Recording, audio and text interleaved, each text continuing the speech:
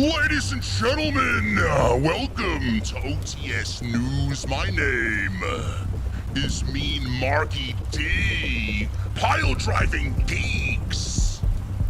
Since 1973, the biggest mark in the IWC. Excuse me, I'm getting notification here through the news feed. Thanks, Dana. Thank you for giving me this information. Music of destruction in the venue. Bro, shut the fuck up, okay? You wanna come into the fucking venue and you wanna make fun of the goddamn music that I'm playing over the airwaves, right?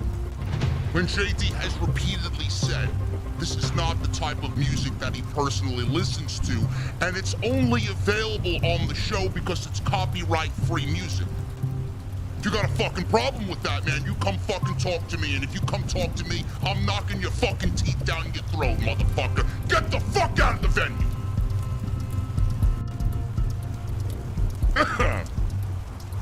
Yeah, I should be happy tonight, man. Listen, Dana, who is this Sky Blue on AEW Rampage, man? Why isn't she on the show more often, huh? I might have to dump Tony. Unbelievable, man. Who is she dating? I think she's dating Dante Martin, right? It's none of my business, man. It's none of my business. That's a good guy. That's a good guy right there, Dante Martin. It's fucking dweeb.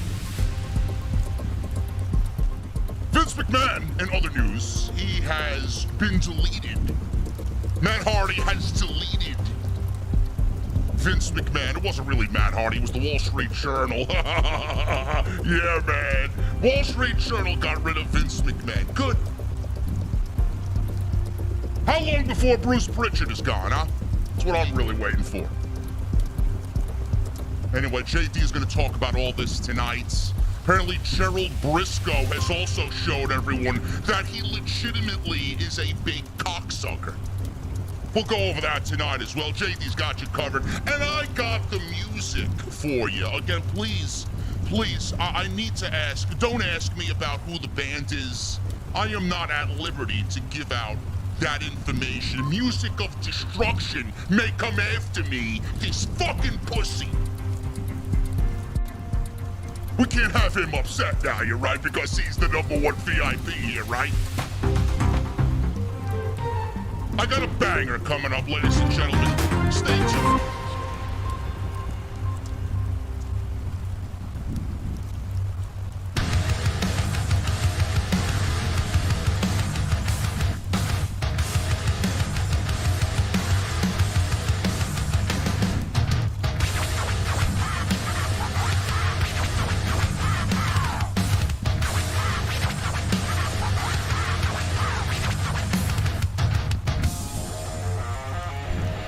This is the time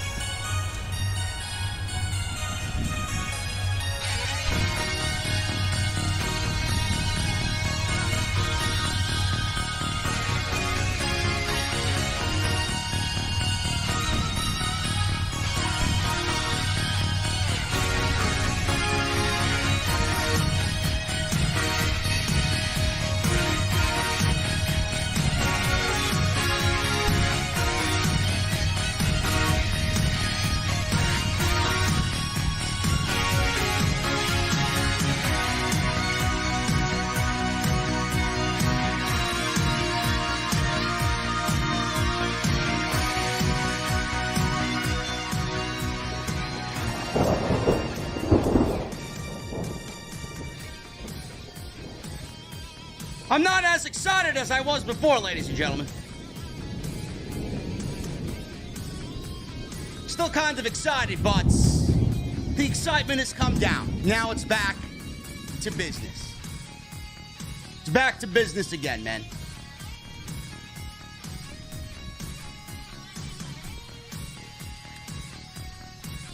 SmackDown tonight apparently had to be rewritten in the 11th hour because of Brock Lesnar walking out of the building, which he did. All it took was for Vince McMahon to convince him to come back. Brock Lesnar, in fact, did not make everybody in the community look like geeks.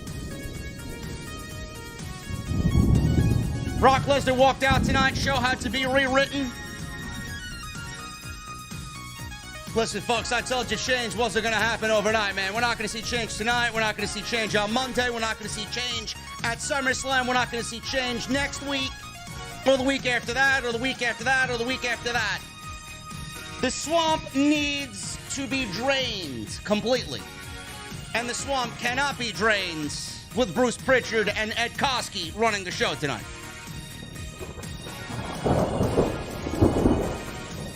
We're going to go over everything that happened on SmackDown. Lesnar and Reigns is still your main event for SummerSlam. We're going to go over the aftermath of Vince McMahon retiring completely from WWE with Stephanie McMahon showing up on SmackDown tonight,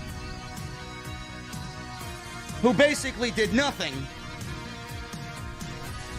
And Gerald Briscoe shows you exactly what the mentality is of the people who have been surrounded by Vince McMahon, including Vince McMahon himself, exactly what they think of the fan base. Ladies and gentlemen, we're going to the OTS venue. I got my cold beverage, as always. And I hope you guys got yours, man. What the fuck are you all drinking tonight? I'll see you over there.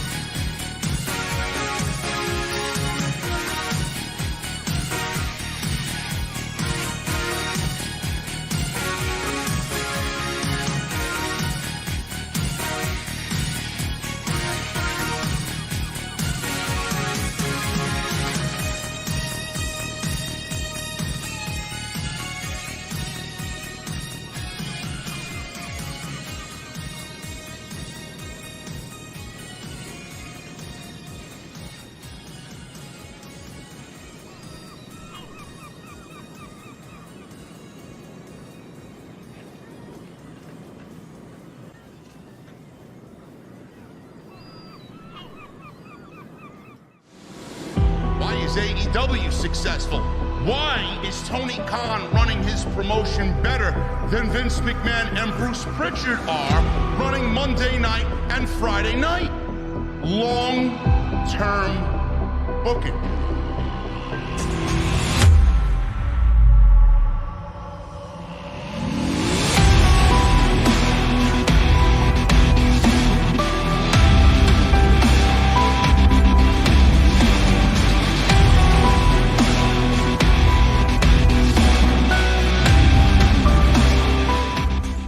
What is going on, guys? Thank you so very much for joining me right here on Off the Script. This is your Friday Night SmackDown and AEW Rampage post-show for July 22nd. A very historic day, July 22nd, 2022. I am JD from New York, as always, coming to you from the OTS Beer Garden. Thank you guys so very much for joining me on your Friday evenings, wherever you may be.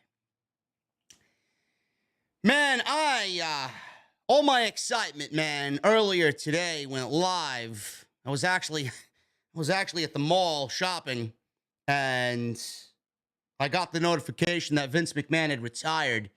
Sped home, went live at around 5:30, 5:45. I stayed live up until about maybe 15 minutes before SmackDown went on the air, man. All my excitement legitimately went right out the window, man, as soon as that stream was over. Now, it's great to be excited. It really is.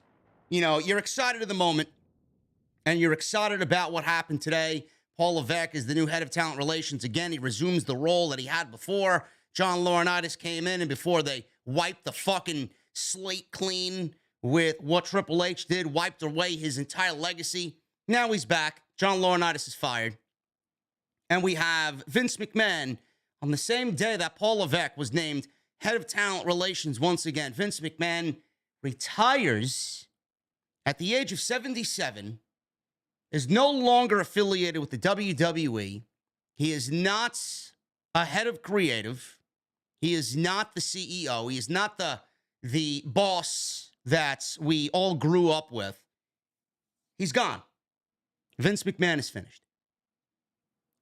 SmackDown tonight, Stephanie McMahon came out in the aftermath of her father being, I guess, Stephanie McMahon obviously is going to herald Vince McMahon as a hero. Vince McMahon obviously can be looked at as a hero by some in the community. I mentioned this explicitly on the show earlier. I am not here to dance around, and I'm not here to celebrate in the man's career and what he's done for the wrestling business. Fuck that. I'm not here to do that. You want to go listen to somebody shill you a fucking history lesson on Vince McMahon? Go listen to somebody else. I'm not going to sit here and tell you about the accomplishments of Vince McMahon. I'm not. Or how many superstars he's created and how much money he's made WWE. I don't give a fuck about Vince McMahon. Good riddance. It's over. It's over. Stephanie McMahon, with the lights of the news that Vince McMahon has retired, came out to start SmackDown tonight, stood in the middle of the ring and said her father retired from WWE earlier in the day. Sounded like she was going to cry. Fans booed legitimately in Boston. I don't expect anything less from the Bostonians. Fans booed when Stephanie McMahon said Vince McMahon retired. Goes to show you how smart the people of Boston really are. This company is the company that he created and that he founded. He wanted to make sure in his retirement that he thanked all of you, the WWE Universe. Fans began chanting, "Thank you, Vince. Thank you, Vince." She laughed and said that the fans in Boston were jumping ahead of her, so please let me get there. She talked about the crew backstage, the crew out by the ring, and everybody that's holding a camera, and the commentary team, and the roster, and everybody. Everybody.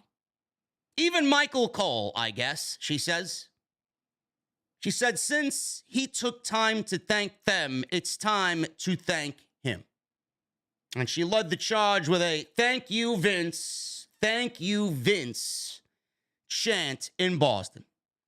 And that was pretty much it for Stephanie McMahon.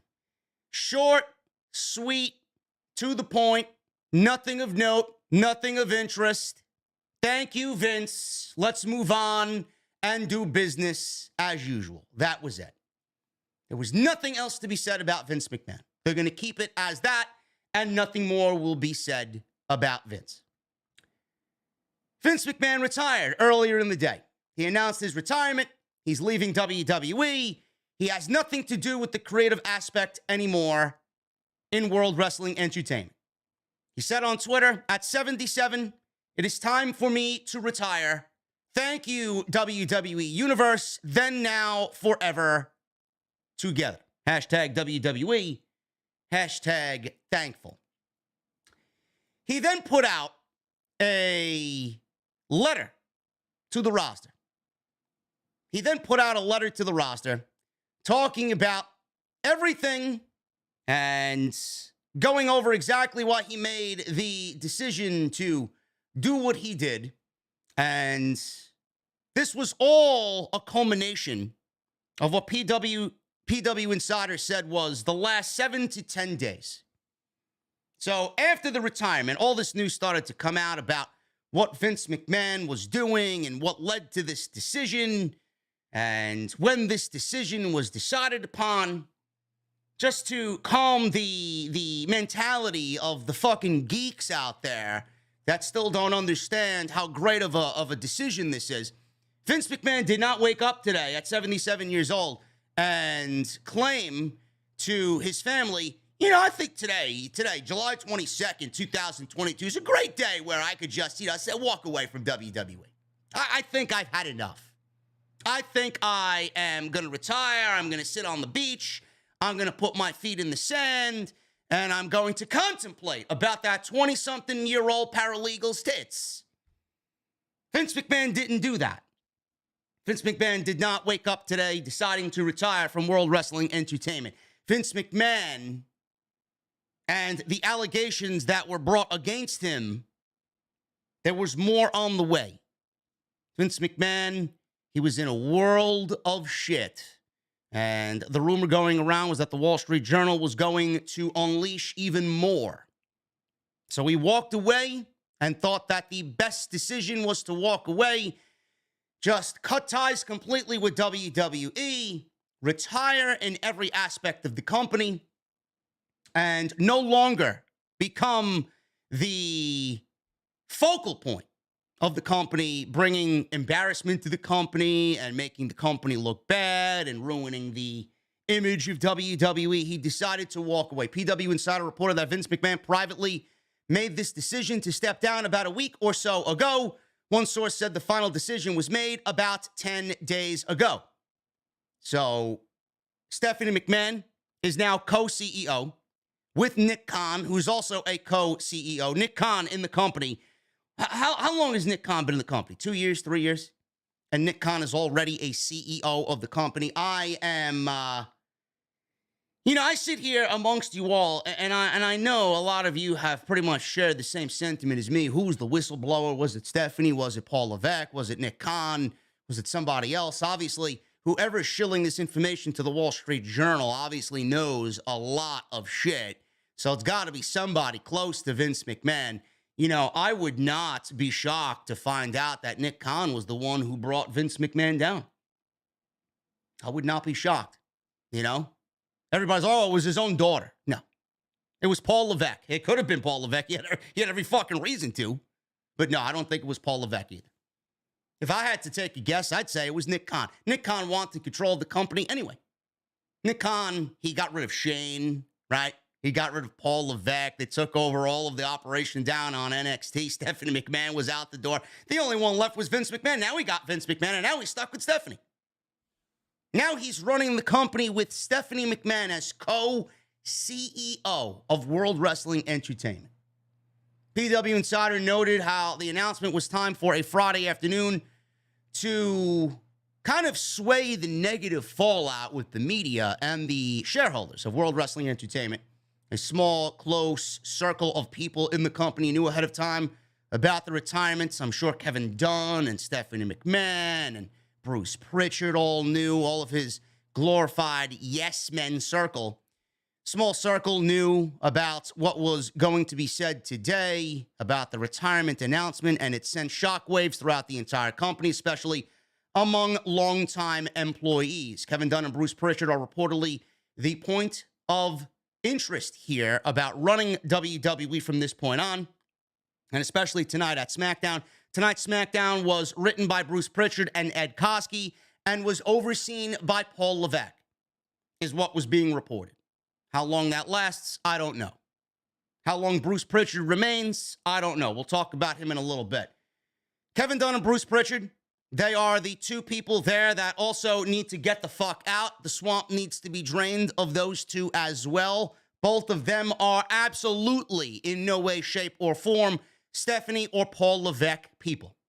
They will be gone. And actually, there is a rumor that Kevin Dunn may actually be gone as of the end of the weekend. He may just walk away on his own accord. So Vince will no longer be involved with the creative process. It still remains to be seen how Vince's retirement affects the day-to-day operations of the company, especially with the weekly television shows.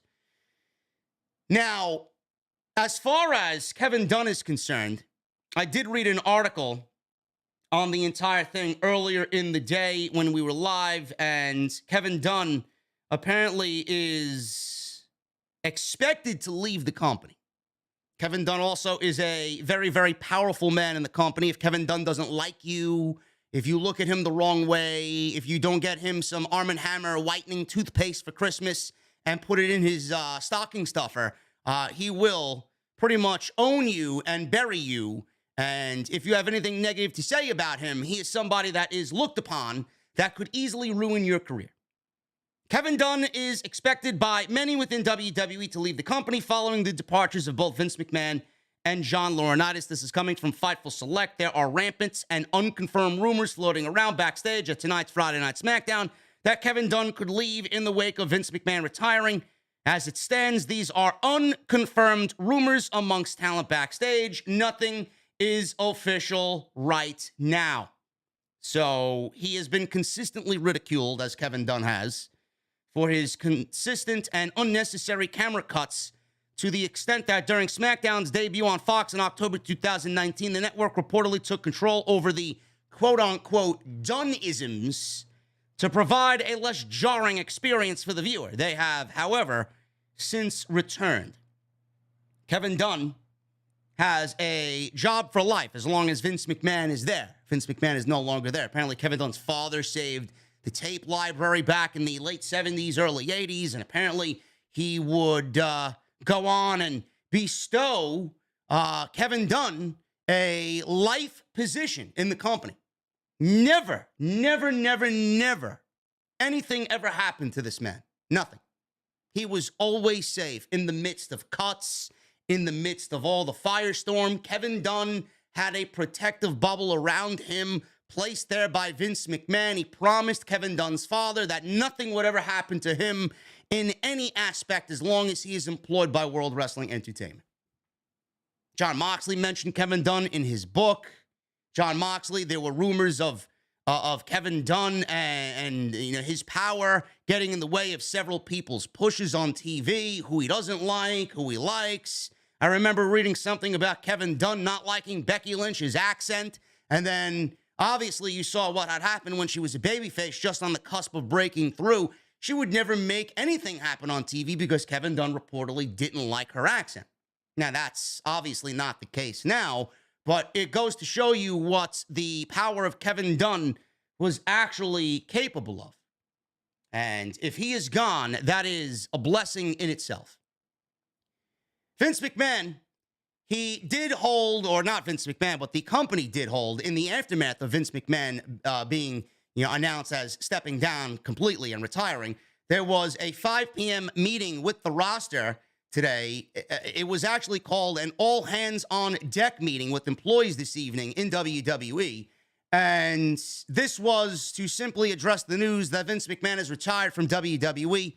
It was noted earlier in the press release that McMahon will remain the majority shareholder of the company, and his daughter Stephanie McMahon and Nick Khan will serve as co-CEOs. An email was sent out to talent as well, like I said, talking about the retirement of Vince McMahon.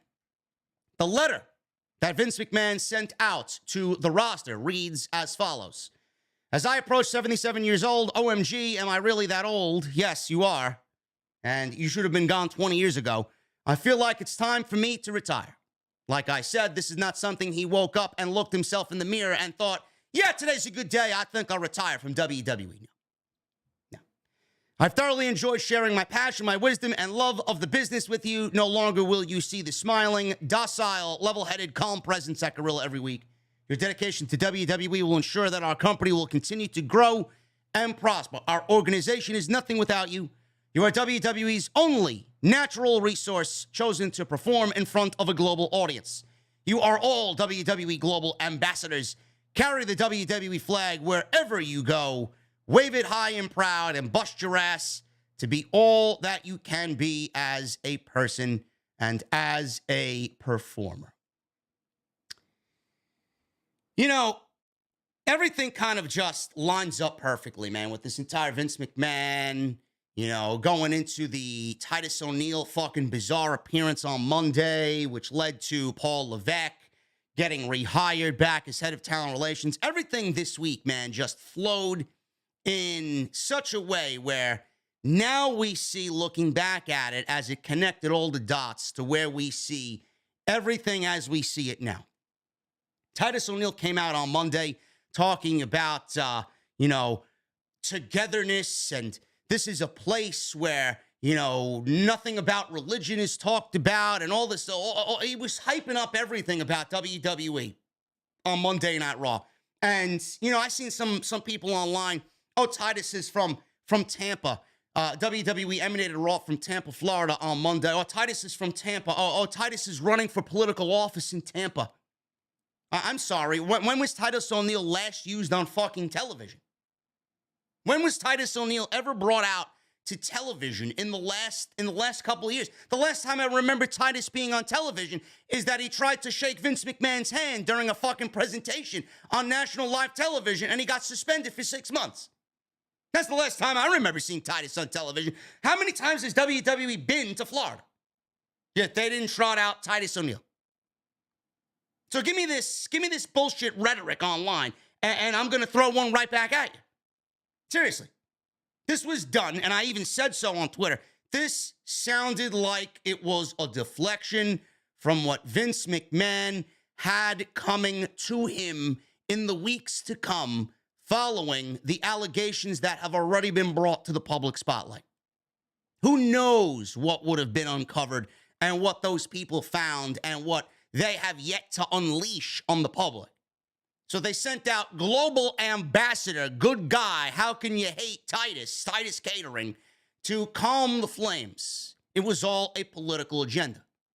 It was all a narrative to get Vince McMahon and his guilty pleasures and all of his bad away from the public spotlight. So they sent Titus O'Neil out there. They sent him out there, and then I read the report about the Wall Street Journal possibly unleashing another bombshell or two this week. And then I read a report that HBO Sports is going to have interviews with former ex-WWE superstars back around the time that was noted in the allegations and in the reports around that 2005, 2008, era of WWE. There was a line in the allegations where there was a $7.5 million hush payment paid to somebody that was an active in-ring performer on the women's roster that apparently had sexual relations with Vince McMahon. And then when she didn't want to engage in any more sexual relations, the promised contract that Vince McMahon promised her was denied. And then she was outright fired. So then she was given $7.5 million to shut up. So I don't know who HBO is going to get, or HBO Sports. I don't know who they're going to get to be interviewed, but who the fuck knows what was going to be said, if that's still in play, if that's in production still, I don't know. So who knows what would have been uncovered there. Then we got Paul Levesque, as of today, Friday. Paul Levesque renamed head of talent relations. This is a position that he held before John Laurinaitis came back, before they absolutely fucking exiled Triple H and all of his legacy out of WWE and out of NXT. John Laurinaitis came in. He was the head of talent relations. There were several on the roster that claimed he was a snake. He was very unpopular amongst the roster. He was ousted in these allegations with Vince McMahon. And then Bruce Prichard was named interim head of talent relations. The roster did not want that either. Bruce Prichard, I don't even think, wanted it. I mean, he's lazy as it is. Why the fuck does he want another position? Executive producer of Raw, executive producer of SmackDown, running NXT, head of talent relations. How many hats does Bruce Prichard have to wear? Seriously. So I don't even think it was a position that he wanted. So they made him interim. Now Triple H is back in charge. Out of here today that with Triple H back in charge as head of talent relations, JD, I thought you said that they tried to wipe his legacy clean. They did. They did. And they did it perfectly. That was when Vince McMahon was in charge, though. Vince McMahon and Bruce Prichard and Nick Khan and all those geeks, John Laurinaitis, they wiped NXT clean. They absolutely demolished that. I don't even recognize it anymore. They did what they needed to do. Now Stephanie McMahon's in charge. Vince McMahon is gone. Now Stephanie McMahon is in charge. Stephanie McMahon is married to Paul Levesque, Triple H. Now Stephanie McMahon is giving the power back to Triple H that he never should have had taken away from him in the first place. You see how this works? They wiped his legacy clean. They erased him. I'm not taking back anything I said because they did exactly what I said they would do. And I did talk about this for weeks on end. I'm not taking anything back in regards to that. They did it. Now he starts from day one. Now he starts all over again. With Stephanie McMahon in charge, his wife. So Paul Levesque is now in charge, head of talent relations for WWE. That's not a decision that Vince McMahon would have made. If Vince McMahon was still in charge, Vince McMahon would not be giving Triple H his job back. Vince McMahon would have let Bruce Prichard hold that position until Vince McMahon found somebody worthy of grabbing his fucking balls and doing what Vince McMahon wanted him to do. That's what was going to happen. If you think Triple H was going to get this position back with Vince McMahon still in charge, you got another thing coming, man. You may be as dumb as I think you are. This is a Stephanie McMahon play. I've always said from day one, if Stephanie McMahon is really going to be in charge, there's a possibility for something like this to happen. He's got his position back. Now let's get him his brand back. But Vince McMahon has been removed from all power in WWE. All power. I want to read two things to you. Number one, Gerald Briscoe. Gerald Briscoe fires back at fans who are celebrating Vince McMahon's exit from WWE. Listen, old man fuckface, you could fire back at me all you want, bro. You could fire back at me all you want. Good riddance. There's a reason why you were a stooge for so many years during the Attitude Era for Mr. McMahon. Now you see why, and you're about to hear why. Ton of reaction today. And listen, I was the first one, man. I said this is the greatest day in the history of the sport. This is the greatest day in the history of WWE. There are people out there. That's, and I don't blame them. I don't blame them because this is the way I was with Stephanie McMahon taking over for WWE when Vince McMahon stepped back. He didn't step down. He stepped back. He was going to be reinstated as CEO if all of this investigation was wiped clean and he was found not guilty. So I'm this way as well. And I was that way when Stephanie McMahon was named interim CEO of the company. So if you think that Vince McMahon and this whole situation of him retiring and him stepping away completely from everything, if you are reserved in believing it completely, I 100% don't blame you. I would be the first, listen, I'd be the first to join you on that fucking island, man. I'd be the first to say, who's to say Vince McMahon's not running the fucking show from his penthouse in Stamford, Connecticut? Who's to say Vince McMahon isn't on a fucking beach island somewhere, on a fucking Paradise Getaway somewhere, on the cell phone with Stephanie McMahon and Bruce Prichard, telling Bruce and Stephanie what he wants to do on the show? He even said in the letter to everybody that he'd be willing to help no matter what. If they need him, he'll be there. I don't blame you. This is Vince McMahon at the end of the day. I had those same reservations. Gerald Briscoe, longtime friend of Vince McMahon going back to 1984, took to Twitter to express his frustration about some of the fans celebrating the big news today. Briscoe tweeted, and I quote, "Disappointed to see all you jabronis celebrating the retirement of a man who created a world that gave you so much enjoyment growing up. If Vince never existed, all you marks would have sadder lives than you already do." End quote. And you want me to sit there and not celebrate Vince McMahon retiring? Meanwhile, this man worked with Vince McMahon since 1984. He was in the midst of the greatest era that this company has ever seen. He was in the midst of its greatest popularity and worked alongside Vince McMahon on weekly television for years. And he came on Twitter today with Vince McMahon stepping away from the company completely and retiring to express his frustration about us celebrating that Vince McMahon is retired.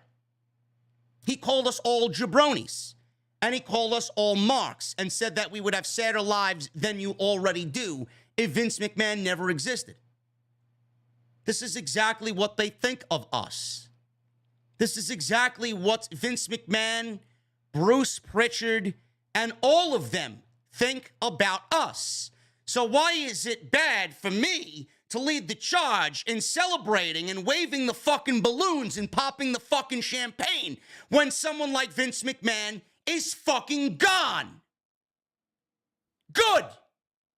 Good riddance. Vince McMahon wrote the show to please himself and his own guilty pleasures. He has a team of 40 writers that wrote for him to get a laugh out of Vince McMahon. Oh, Vince would like that. Oh, Vince would enjoy that. Oh, Vince would find that funny. Vince would love to see him on television. Vince would love to see him wearing something retarded on television. He had 40 writers writing for one man. One man. Vince McMahon didn't give a shit about anybody that wrote that show for him.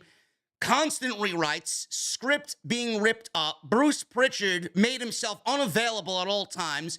Doesn't give a shit about anybody in the back. Doesn't give a shit about us. And they laugh at us at every whim. Every opportunity they have, they laugh at us. We're nothing but marks. We're nothing but walking dollar signs to them. They don't give a fuck about what we want or what we like or who we want to see on television or what direction we want to see certain shit take on television. They don't give a shit. Clearly, this is what they think of us. Good riddance. Good riddance. He's been writing this show for his own pleasure, his own humor, for over 3 decades now. Longer. Goodbye. Goodbye. He then tweeted out again. He said in a follow-up, to be clear, the allegations of workplace misconduct are very serious and disappointing to me. I applaud the board for holding people accountable for their actions. He had to go out in the same thread and again put out another tweet because he didn't like the replies and the responses that he was getting for his dumbass fucking tweet. Goodbye. I don't think anybody is going to miss Vince McMahon at all. Good riddance to him. I'm so happy that this day has finally come. I've built this entire show on what's happened today. Now, as far as everything is concerned, you guys see everything that has taken place. The allegations, the investigation, the Wall Street Journal, leading to Stephanie McMahon getting the interim CEO title. We didn't think it was going to be possible that she'd be running the WWE. Now we see where we are now. We got Stephanie McMahon being named interim CEO. Vince McMahon steps back from his position as head of board of directors. He takes on nothing more than a creative role. The shows the last couple of weeks since that's been announced have been absolutely dreadful to a point I don't think WWE's been worse than the last 3 or 4 weeks. Vince McMahon concentrated solely on creative, and the shows have been worse now than they've ever been all year. I don't even know how that's fucking possible. So then we see that, and we get all the news coming out about, the $7.5 million WWE Diva and the $12 million over 16 years. HBO Sports wants to interview ex-WWE women's wrestlers about Vince McMahon and the conduct and the sexual misconduct and allegations. And then we get Paul Levesque being named head of talent relations once again. Everything lined up. Titus showing up on Monday Night Raw. Everything legitimately lined up perfectly. There was another piece of information here that I want to read to you. And this is coming from Paul London. And I got an email. I'm going to read the fucking email to you, too. I got an email from somebody that donated in the live stream chat earlier in the afternoon. My boy, Daniel Lottridge. He donated earlier in the live stream when we went live immediately when this news broke. I'm going to read to you his email to me. First, I'm going to read to you what Paul London said about Vince McMahon and what he would do to late Ashley Massaro. Apparently, Paul London, who was a tag team partner of Brian Kendrick, and he was a WWE superstar, tag team champions with Brian Kendrick. I believe he dated Ashley Massaro. Apparently, Kevin Dunn wanted her to fly on Vince's private jet. And this whole story here where Paul London goes into detail about what Vince McMahon would do to Ashley Massaro, who passed away at the young age of 40. So, this is what Paul London said. He was interviewed on Rene Dupree's podcast, and he claimed Vince McMahon would harass the late Ashley Massaro. You're going to get more stories like this coming out. You're going to get more stories like this coming out as the weeks go on. London said, and I quote, "I do remember specifically many times when she would be crying to me because Vince was telling her to fly on the jet with them, like Kevin Dunn, Bucktooth Bucky." He calls Kevin Dunn. I love that. Paul London's got me blocked on social media. I don't know why. I don't know what I said about him, but he calls Kevin Dunn Bucktooth Bucky. Would be telling her that she has to fly on the jet with them. They'd always put the divas up at the TV hotel or whatever. You know, he'd be knocking on the door and trying to get her to answer. It's just like, I'm shocked this Vince stuff is just coming out now. I haven't looked up on a lot of it. I just would rather not, but I'm surprised it hasn't come out within the last 10 years or so. But it just goes to show you how afraid people are of that power dynamic where they're so fearful of losing their job. And it's like, what does that say about you if you're protecting this 90-year-old fucking corpse with a thong tan line just because he's a billionaire? I mean, it's just like I said, money changes people. In a 2016 affidavit, Massaro said she was encouraged by McMahon to not report that she was drugged and raped by U.S. military staff while on tour of Kuwait for WWE's annual Tribute to the Troops show. Years later, WWE claimed that Massaro sent an email apology, but Massaro's lawyer, Konstantin Kairos, stated, "She was being represented by me. She never withdrew from the case. She never stopped being my client, and her case is currently pending. It's not a credible statement that she sent an email refuting the case." So Paul London went on to talk about Ashley Massaro, and now all of this is coming out about this. And I'm going to type, if you guys give me 1 second. I got that from WrestlingNews.co. I think Wrestling Inc. actually had more about what Paul London said in regards to Ashley Massaro. If I could find it here on Wrestling Inc. That's where I first seen it. And I mean, that, like I said, is going to be something that you're going to see come out more and more and more. Yeah, Paul London recalls Vince McMahon's harassment of Ashley Massaro. He says, I do remember specifically many times she would be crying to me because Vince was, asking her to fly on the jet with them. He says he's shocked this stuff never came out. And London's statements come at a time when all eyeballs are on McMahon once again. Obviously, London has very little trouble believing McMahon was capable of such indecencies. So, yeah, that was pretty much everything there that he said. This is, like I said, something that's going to be coming out more in the days to come. And I find this funny, and I read this to you because one of my VIPs emailed me, and he says this, and I want to read this to you. He says, JD, thank you for reading my super chat and the kind remarks. I find it infuriating that so many marks treat VKM's crimes like they are part of a storyline. The man covered up murder. The man committed rape. The man ruined lives and destroyed families. Please remind your viewers that some folks that stopped watching WWE, like myself, didn't stop watching over bad booking. We stopped because we couldn't stomach the atrocities he was responsible for or covering up for. Thank you for your time. Your take no prisoners approach to WWE has always impressed me. Not many people have that kind of conviction or courage to speak out. He titled the email, Nancy Argentino, Ashley Massaro, Ring Boys. You know, and the thing is, Daniel is correct.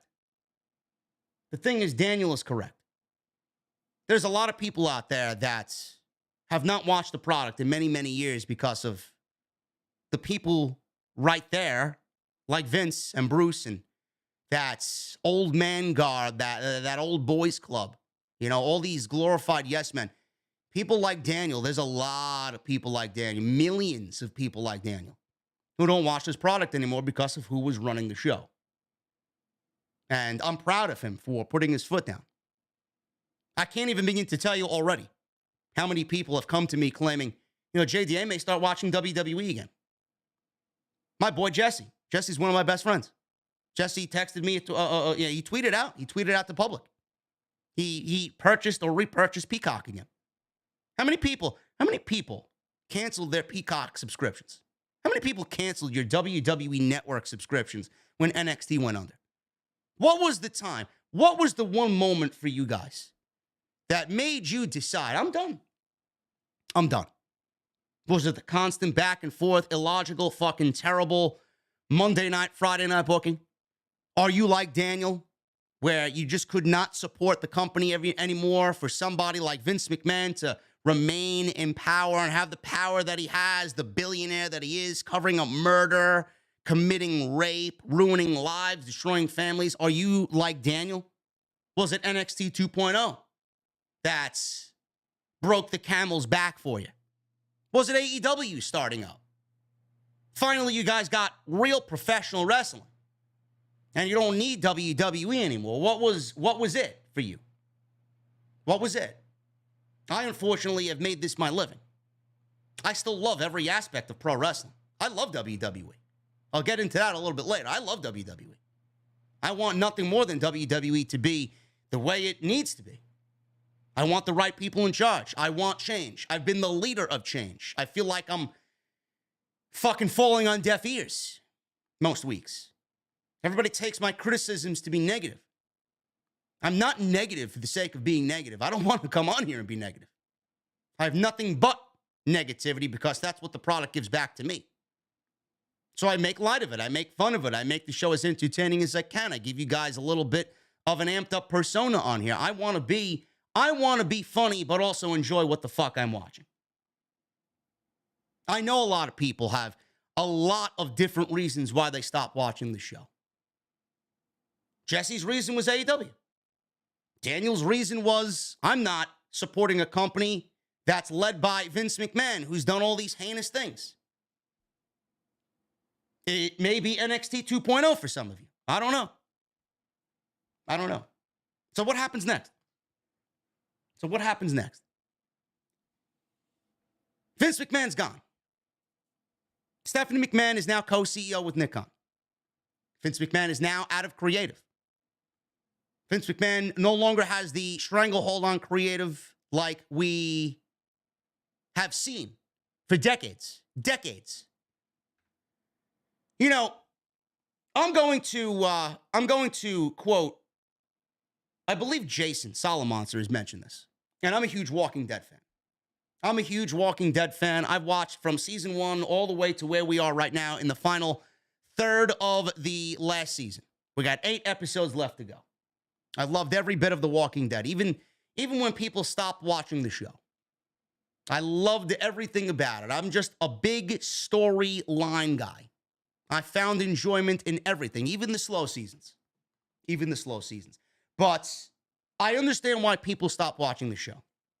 And The Walking Dead is a great example. As soon as things started to tail off, they replaced the executive producer. They replaced the lead writer. And Angela Wang, I believe her name is, she came in and she wrote, I think the last, 2 seasons? She wrote the last 2 seasons? Or she wrote from season 10, I believe, or season 9 with the Skinwalkers. That season was incredible. I don't think I felt that way about a season since the season Negan killed Glenn and what the fuck is his name? I forgot his name. Where Negan just fucking completely decimated Rick's camp. Abraham. I didn't enjoy a season since Negan killed Glenn and Abraham. In cold blood. With Lucille. Then you got the Skinwalker season, right? And things are taking off again, man. It was like fucking, oh my God, this shit's great. Angela Kang, right? That's her name. This shit's great. Then they go on to season 10 and now season 11. And the show has a brand new fucking lease on life. That's exactly what needed. That's exactly what we needed with WWE. It's exactly what we needed with Monday Night Raw and Vince McMahon. How are you going to get a brand new lease on life? How are you going to get across what you need to do and what you need to get across with a 77-year-old Vince McMahon writing the fucking show with a stranglehold on creative, wants no other ideas but his or Bruce's or anybody in his circle? You're going to have a 77-year-old Vince McMahon writing a show for 18 to 49 demographic? Why would you ever expect Vince McMahon, a 77-year-old, to know what the trends are and what's in? Vince McMahon doesn't even watch professional wrestling. Nobody he works with or surrounds himself with watches professional wrestling. How the fuck are you supposed to know what's in and what you need to do to stay ahead of the curve if you don't branch out and watch everything else? Or know anything else? They don't know shit. Walking Dead is back to where it used to be. Just as good as where it was. WWE never gave themselves an opportunity to do that. I don't understand it. It's a simple logic, common sense thing. This is why I've advocated for Triple H to be in charge so much. Triple H is young. Triple H gets it. Triple H knows what's out there. He knows who's who. He knows what they're doing. He follows the trends. Who runs creative? Obviously, you know where my vote goes. You know where my vote goes. My vote's been in for Paul Levesque for years. Everything Paul Levesque has done with NXT was the way WWE needed to be. Every aspect of NXT was the future of WWE. That black and gold, to me, still is the greatest in-ring product the WWE has ever produced. Ever. I'd take black and gold over what AEW is doing right now. Even though AEW has some resemblance of old black and gold, nothing was better than black and gold. I'll take black and gold over AEW 10 times out of 10. It's the best in-ring product I've ever been a part of in my generation. Triple H ran that shit the way WWE needed to be run. Perfect. 1 hour television, storylines, developing characters, takeover, you name it, man. You name it. Everything about it. The commentary team, everything about it. It was just for the music, everything. Everything was perfect. Then that shit went and got burned to the ground. Because everything he did was right. How many times did we watch a fucking takeover? Seriously, how many times have I mentioned this? How many times have I mentioned this in the past? How many times have you watched a fucking takeover? And every time it accompanied a main roster pay-per-view, you were talking about takeover over a WrestleMania, or takeover over a Royal Rumble, or a takeover over a SummerSlam. It honestly became a thing where takeover was better than every main roster pay-per-view that it was tied to. Now, clearly that didn't sit well with anybody on the main roster because they were being upstaged. But that's the way Triple H ran his product. That's the way it needed to be. Everybody was talking about NXT. Every single week, every single takeover. It seemed to fucking mutate every single quarter with a takeover. Perfect. Clearly that shit was put to an end. They were doing too good. Vince McMahon didn't want them accompanying pay-per-views anymore. Vince McMahon said, fuck this shit. How many times did Triple H, how much effort and resources did Triple H put into an Adam Cole, an Undisputed Era, a Finn Balor, a Karrion Kross, a Keith Lee, a Dominic Dijakovic, an Andrade, Aleister Black, even Lars Sullivan, fucking asshole that he is, with all that he's been convicted of too, just a complete degenerate. I'll even mention Lars Sullivan. Triple H even had Lars Sullivan's fucking presentation down. Perfect. EC3, Bobby Roode, Shinsuke Nakamura, Kevin Owens, Velveteen Dream. And I know I'm missing a whole Ricochet. How many? How many? How much time and how much money did Triple H put into building this company's future? Only for Vince McMahon to wipe away 99% of the names that I just mentioned to you. Not everybody's going to be a success story on the main roster. Roman Reigns was a success story. Seth Rollins, Kevin Owens to a degree. Sami Zayn's still there, right? How many? Austin Theory's there now. Madcap Moss. There's not many. There's not many. Tommaso Ciampa's another one fucking dead and buried. WWE loves to pull the Ascension, Apollo Crews, Johnny Gargano, Velveteen Dream. How many guys? How many guys? Baszler, Shayna Baszler, Rhea Ripley, Ember Moon, Matt Riddle is a success story. Pete Dunne, Shotzi Blackheart. How many fucking names do I have to mention to you? They found sport in ruining all of that. They found sport ruining all of that because of sheer jealousy. No longer. No longer. They don't have Vince McMahon to fucking tuck their fucking balls in between their legs to anymore. He's finished. Gone. You don't think Triple H was fucking pissed off? You don't think Triple H was laying in bed with Stephanie every night fucking asking her what the fuck is up with your father? How could they put bear claws on Keith Lee? They left Aleister Black in a fucking closet for 7 months. They split Andrade and Zelina. Ricochet looks like a complete fucking geek. Shinsuke Nakamura, buried. Bobby Roode, buried. How many? How many? Damian Priest, buried. Dominic Dijakovic didn't even have a fucking chance in hell of succeeding on the main roster. They put him in a fucking mask. And put him in a goddamn group that was dead 6 weeks later. Triple H gets my vote. Triple H gets my vote without any hesitation. Will that happen? Probably not. Head of talent relations and running creative? It's a lot on his plate. It's just coming back from a major health scare. That's a lot for that man to handle. But he'd be doing it in his way, in his image. Or just give him back NXT so we get something on Tuesday night that I could legitimately enjoy. You don't think that man is upset? Triple H gets my vote. Will it happen? Probably not.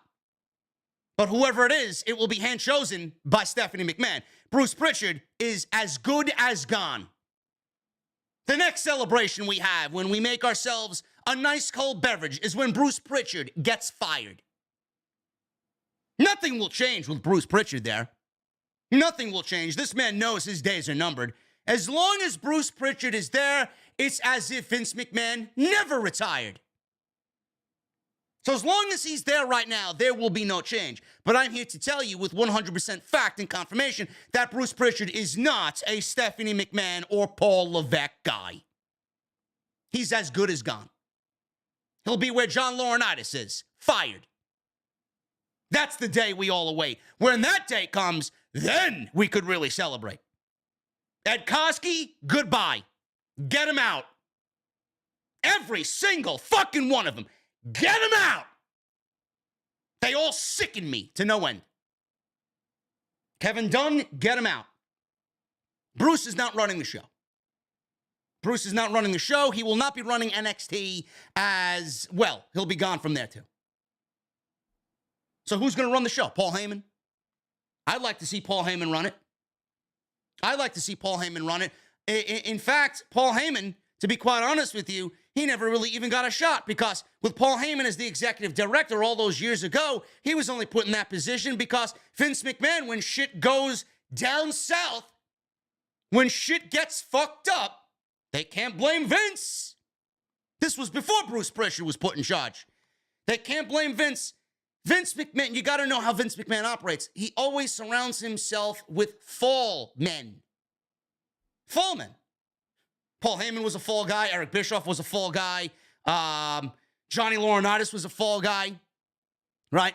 Mark Carrano, Mr. Trash Bag there, he was a fall guy. Who do you think? Who do you think sent the trash bag to Mickey James? It was Mark Carrano. Who do you think okayed it? Bruce Prichard and Vince McMahon okayed it. There's a fall guy for every situation. Every situation. That's what they do. Paul Heyman was only there because he was a fall guy. When Vince doesn't like the way the show's run, he can fire somebody. But he was never really given a true opportunity to run the show. Paul Heyman was given time to run the show. I guarantee you, with Triple H as well, you'd see change in less than a year. Change is not going to happen tonight. I mean, SmackDown was fucking terrible tonight. SmackDown sucked. SmackDown was as if Vince never left. Because Bruce is there. But if Paul Heyman and Paul Levesque are in charge, I guarantee you, you will see change. It's not going to happen tonight. It's not going to happen on Monday. It's not going to happen at SummerSlam. It's not going to happen next week, the week after that, the week after that. It's not going to happen at Clash of the Castle. It's going to take time. You cannot fault me and many others in this chat right now who are excited at the possibility of change. It needs to happen. Stephanie knows that. Paul Levesque knows it. It needs to happen. This is a great thing. Vince being gone is a great thing. Seriously. Just think about this. Those writers were writing for one man. Those writers were writing not for us. How many writers does this company employ? 40, 50, 60, 70? Small fucking army. They got enough writers there to fill a fucking small village. How many writers there writing for Vince McMahon? They wrote for one man, which was then given to Bruce, who looked over the script, didn't like it, changed it, gave it to Vince. If Vince didn't like it, he rewrote the whole thing himself. It's the way it worked. Now, with Vince McMahon not there, who are they writing for? Who are they writing for? Imagine a show with 40 writers at hand, throwing around ideas, fresh ideas, new ideas. We don't know what the fuck's coming out of that writer's room. For all we know, there's gold being built in that writer's room. There are ideas that would get us excited in that writer's room. We'll never know it because Vince McMahon is a 77-year-old demented fuck that I'm supposed to celebrate. That's one thing that may change. Who are they writing for? You mean to tell me that the writers may actually have a fucking voice after all these years? You're not excited about that? I know I am. This also opens up the opportunity for WWE to go out there and sign people that may have been given the short end of the stick. Guys like a Keith Lee. I'm not saying Keith Lee or Swerve imminently will join WWE. I mean, and I mentioned this earlier, this opens up a proverbial WWE forbidden door. I want to use Karrion Kross as a reference. Karrion Kross is working House of Glory. It's working with Low Key. It's already been announced, August 28th, Terminal 5.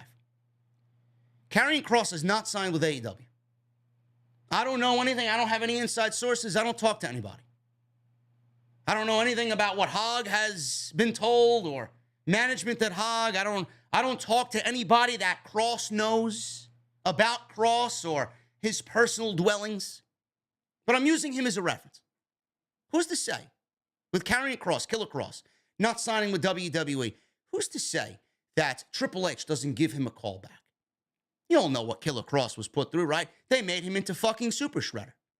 They made him into a proverbial Ninja Turtle villain. They put a fucking skirt on him. They gave him fucking Steve Urkel straps. They put a fucking demolition mask on him that looked more low budget than what Axe and Smash were wearing back in the fucking 80s. They took Scarlett away from him. They ruined his whole act. This guy was undefeated on NXT. He gets brought up on his first night on Monday Night Raw to lose to Jeff Hardy as NXT champion in 90 seconds. Who's to say Triple H, in charge now, head of talent relations, sees Karrion Kross, Killer Kross out there, not signed to a major promotion, just floating around out there, just doing these little indie shows. Yo, Killer Kross, let me talk to you, bro. This is Paul Levesque. I want you back. I want you to come meet with me. Bring your lovely wife. We're going to go over some shit. Things are changing around here. I think you may have heard, right? Let's sit down over a nice Starbucks coffee, and we'll go over what we need to go over. We want you back. I want you on Monday Night Raw. I want to build you as the number one villain on this show. Who's to say? Who's to say? This is what power Triple H now has in his possession. And Vince McMahon can't tell him no. Who's going to tell him no? He's the head of fucking talent relations. Who is going to tell him no? Bruce Prichard? Bruce Prichard's nothing more than a lowly creative writer right now, man. He's the executive producer of the show. Paul Levesque tells Stephanie McMahon what he wants done, and Stephanie's going to get it done. You don't find excitement in that? You don't think that's the right move for the company? What about Johnny Gargano? What about Johnny Gargano? Johnny Gargano hasn't signed with any company. Johnny Gargano could be brought into WWE too. Hey, yo, Johnny Wrestling, what's up, bro? Listen, it's Paul Levesque. I want you back. I want to make you the number one babyface on SmackDown. We're going to build you like we built Daniel Bryan back up during the S movement. Come on. Who's to say? Who's to say Bray Wyatt doesn't come back because of Paul Levesque? Who's to say Braun Strowman doesn't come back because of Paul Levesque? Who's to say Adam Cole, when he becomes a free agent from AEW, doesn't go back over to WWE knowing that Paul Levesque is in charge of talent relations? This man has fucking lived through 5 years of WWE and nothing but fucking worshiping the ground Triple H and Shawn Michaels walked on. You don't think he'd want to go back there? He never wanted to leave in the first place. It was Vince McMahon that drove him out of the fucking company because Vince McMahon wanted to make him a fucking manager and change his name. Adam Cole was going nowhere. Adam Cole wanted to stay here. With all the surrounding rumor of Sasha Banks. Sasha Banks, we don't know where the fuck she's going, where she's going, if she's going to Hollywood, if she's going to Tony Khan, if she's wanting to even wrestle. Who's to say Sasha Banks doesn't come back to the WWE? A lot's changed since that woman has walked out. Vince McMahon and John Laurinaitis, the two people that she walked out on, are no longer there. Stephanie McMahon, who I know Mercedes loves. Paul Levesque, who I know Mercedes adores. Who's to say that Sasha Banks doesn't go back to World Wrestling Entertainment and she's given the world like she deserves and works in an environment that is now without Vince McMahon? And when she gets back, she may be in a world where Bruce Prichard doesn't exist either. You don't realize the fucking capabilities, the opportunities that this presents the entire wrestling landscape now. WWE has their own forbidden door. What once was closed is now open. Triple H is even hiring independent talent to come back to the company and try out. So Triple H gets my vote. Triple H gets my fucking vote for creative. You don't think this is a good move? People crying that Vince McMahon should be celebrated, this and that. I don't understand why you're sitting there celebrating somebody who openly covered up murder, committed rape, ruined lives, committed adultery on his wife multiple times. This is somebody that you respect and herald as a hero. Vince McMahon was the voice of my generation.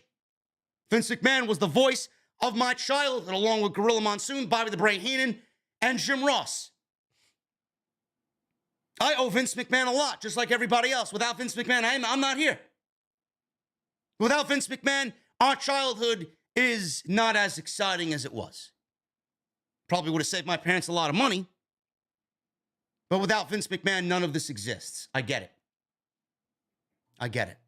But if you don't think Vince McMahon being out of power completely now, as far as creative is concerned, I don't know what the fuck you're smoking. This is the greatest thing to happen to this company. You didn't see it tonight. You're not going to see it on Monday. You're not going to see it at SummerSlam. You're not going to see it fucking 4 months from now. But Paul Levesque and Stephanie McMahon, it was even cited in a fucking promo that's still heralded to this day as the greatest promo of all time. CM Punk's pipe bomb. He even said it then.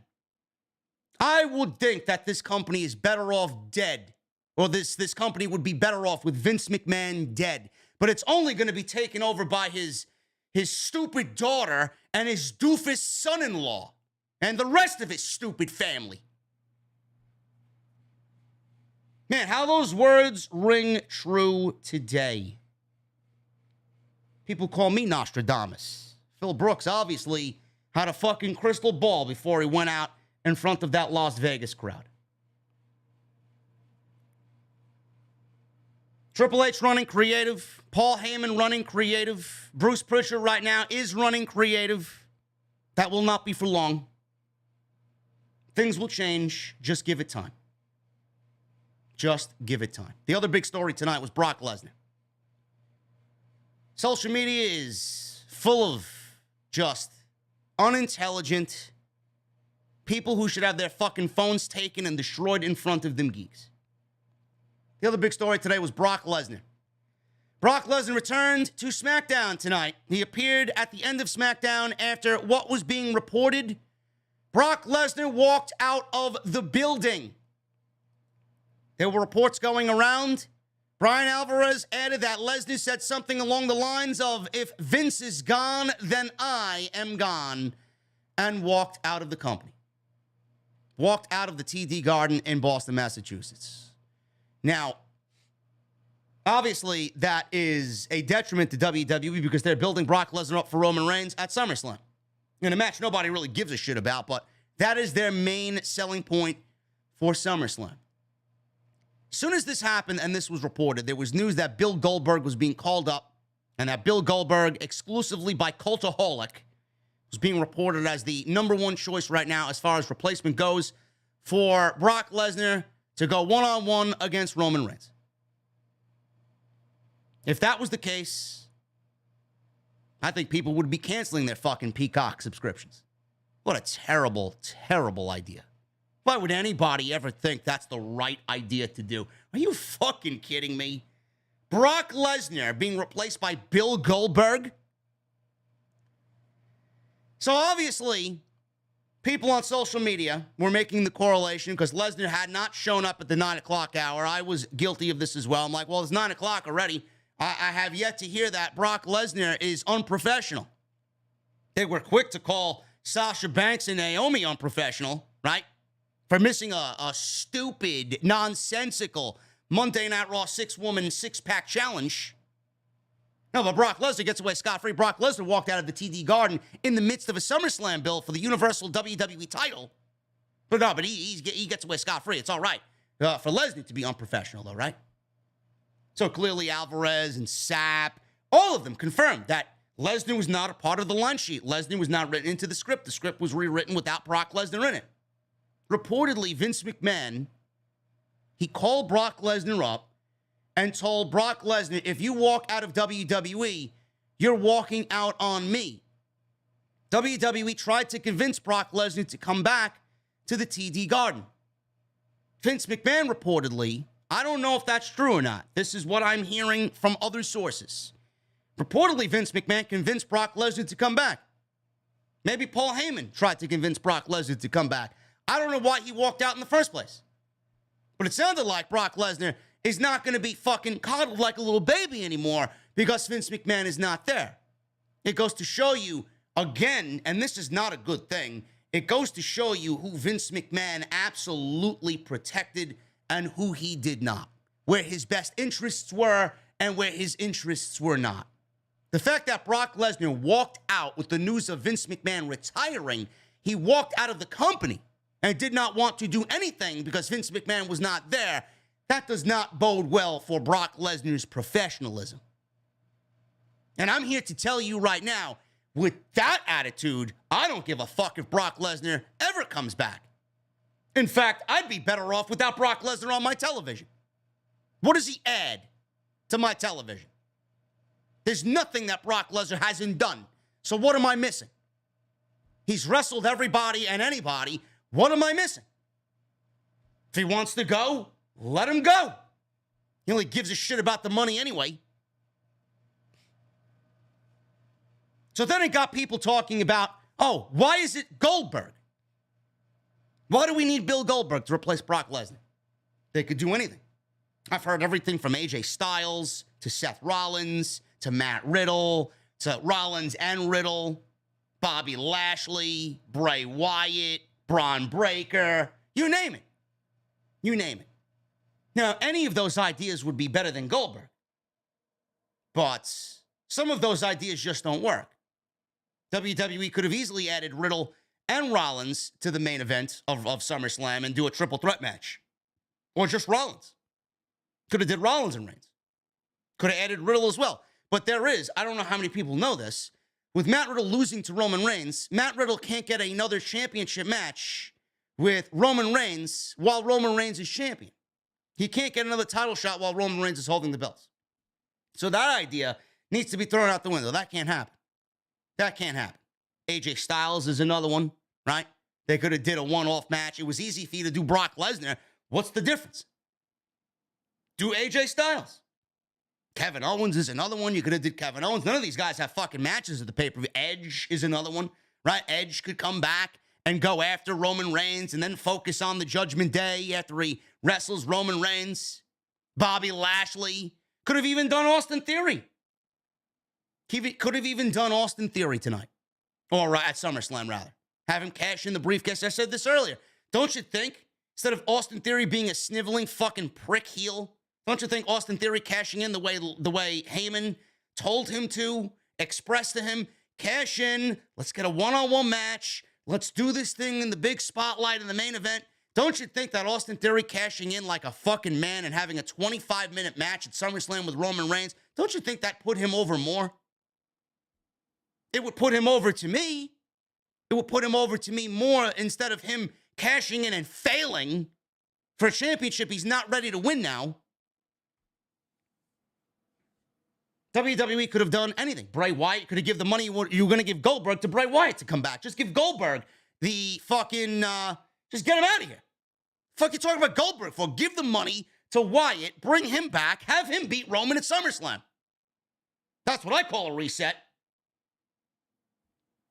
Seriously. Could have did Sheamus and McIntyre versus, could have did Sheamus, McIntyre, and Roman. Could have did a multitude of different things. Could have had Sheamus and McIntyre next week go to a draw. Double count out or whatever the fuck they do. Knock themselves out. They both get a championship match if Lesnar was not going to show up at SummerSlam. This is all out the window now. This is all out the window. Lesnar is back. The match is happening.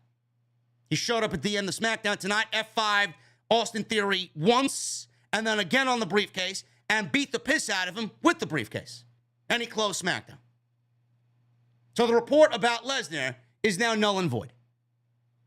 But the thing is, with all the Lesnar talk tonight, everybody's like, oh, geeks like JD, Sapp, Alvarez, they got it wrong. That's why they're dirt sheets and they're fake journalists. Number one, I'm not a journalist. I'm a YouTube content creator. I'm not a fucking journalist. I don't have sources. The sources that I have are my fucking eyeballs. Number two, I think Sapp is pretty credible at what he does. Sapp's not putting out shit just for the fucking sake of it, especially if he puts it behind a fucking paywall. When Sapp says that Lesnar was not on the script at 7 p.m., I believe Sapp saying that Lesnar was not on the script at 7 p.m. I do believe Alvarez, who explicitly reported Lesnar walked out of the building. I do believe that. It's not out of the realm of possibility for Lesnar to be convinced to come back. So for everybody being upset that Lesnar walked out of the building, yes, he walked out of the building, only to then be convinced to come back. And he showed up anyway like he was scheduled to be there from the fucking first minute of the show. But the fact that everybody is claiming that, oh, they all got it wrong. Don't listen to the dirt sheets. Why not? They were right. In the time when that was reported up until the end of the show, Lesnar was convinced to come back. It still proves that Brock Lesnar is unprofessional. But nobody cried that Lesnar was unprofessional, but you were quick to blame Sasha Banks and Naomi for being unprofessional. There's a lot going on in regards to this. A lot. We're going to go over the rest of SmackDown in just a little bit. And we're going to go over the rest of this Vince McMahon news all on Sunday night. I'm sure there will be a ton of information still yet to be revealed over the weekend, and we will go over it all on the weekend. I said what I said in the last two streams. There were some things that I did not add in the other stream because I was just so fucking excited about everything going down. But I hope I gave you guys legitimately everything you needed in regards to this. And I thank you guys for sticking with me, man. We're going to go over SmackDown in just a little bit quickly. I just want to go over a couple of things. Number one, we'll be live tomorrow night for Ring of Honor. Death before dishonor. Jesse will not be with me. Jesse has family obligations. I will be live by myself. I will be doing this thing from the venue tomorrow night. Sunday night we'll be live for episode 437 of the podcast. We're going members only chat on Sunday night. So if you guys want to get your memberships in, we had 28 total today. We're going members only Sunday nights. Want to give you guys the opportunity to hit that join button. Become a VIP right here on OTS. Hit that thumbs up. I see 823 likes on the stream. I need 1,000 minimum right here. 1,000 minimum on the live stream tonight. Get those super chats in. We're going to hang out at the end of the show. In fact, I'm going to take a sip of my cold beverage, man.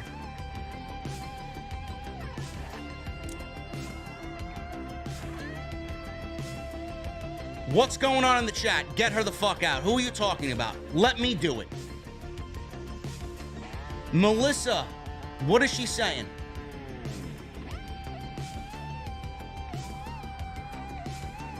Yeah, Melissa, get out of the fucking chat. Get out of here. Just get out. Get out! Goodbye. I got rid of her. Not even dealing with it. Not even dealing with it. Goodbye. Goodbye. Where was I? Yeah, 1,000 minimum. 1,000 minimum, man. Come on, hit that thumbs up. I appreciate you guys. Tonight's show sponsored by Honey. Join honey.com/offthescript. Make sure you guys download the free web browser today. Shop online at your favorite stores. Save some money using Honey. Join honey.com/offthescript. And make sure you guys go and check out all of the other videos that you might have missed on the channel, man. Everything you need is on the homepage. Let's go into SmackDown, man.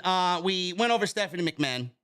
Street Profits then entered the ring, and they quoted in a promo Kevin Garnett, NBA Hall of Famer Kevin Garnett, after winning the NBA title as a member of the Boston Celtics. Theory interrupted.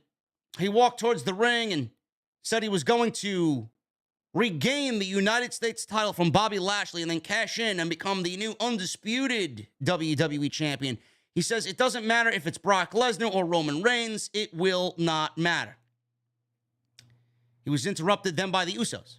Usos told Theory if he mentions anything else about their tribal chief, he will not make it to SummerSlam. The Prophets laughed. Montez Ford said they aren't getting out of Boston without these hands. And I don't know why you're quoting Braun Strowman, but here we are.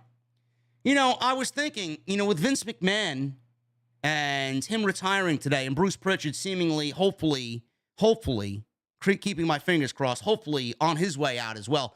You know, Angelo Dawkins should be a happy man. Angelo Dawkins may actually be spared.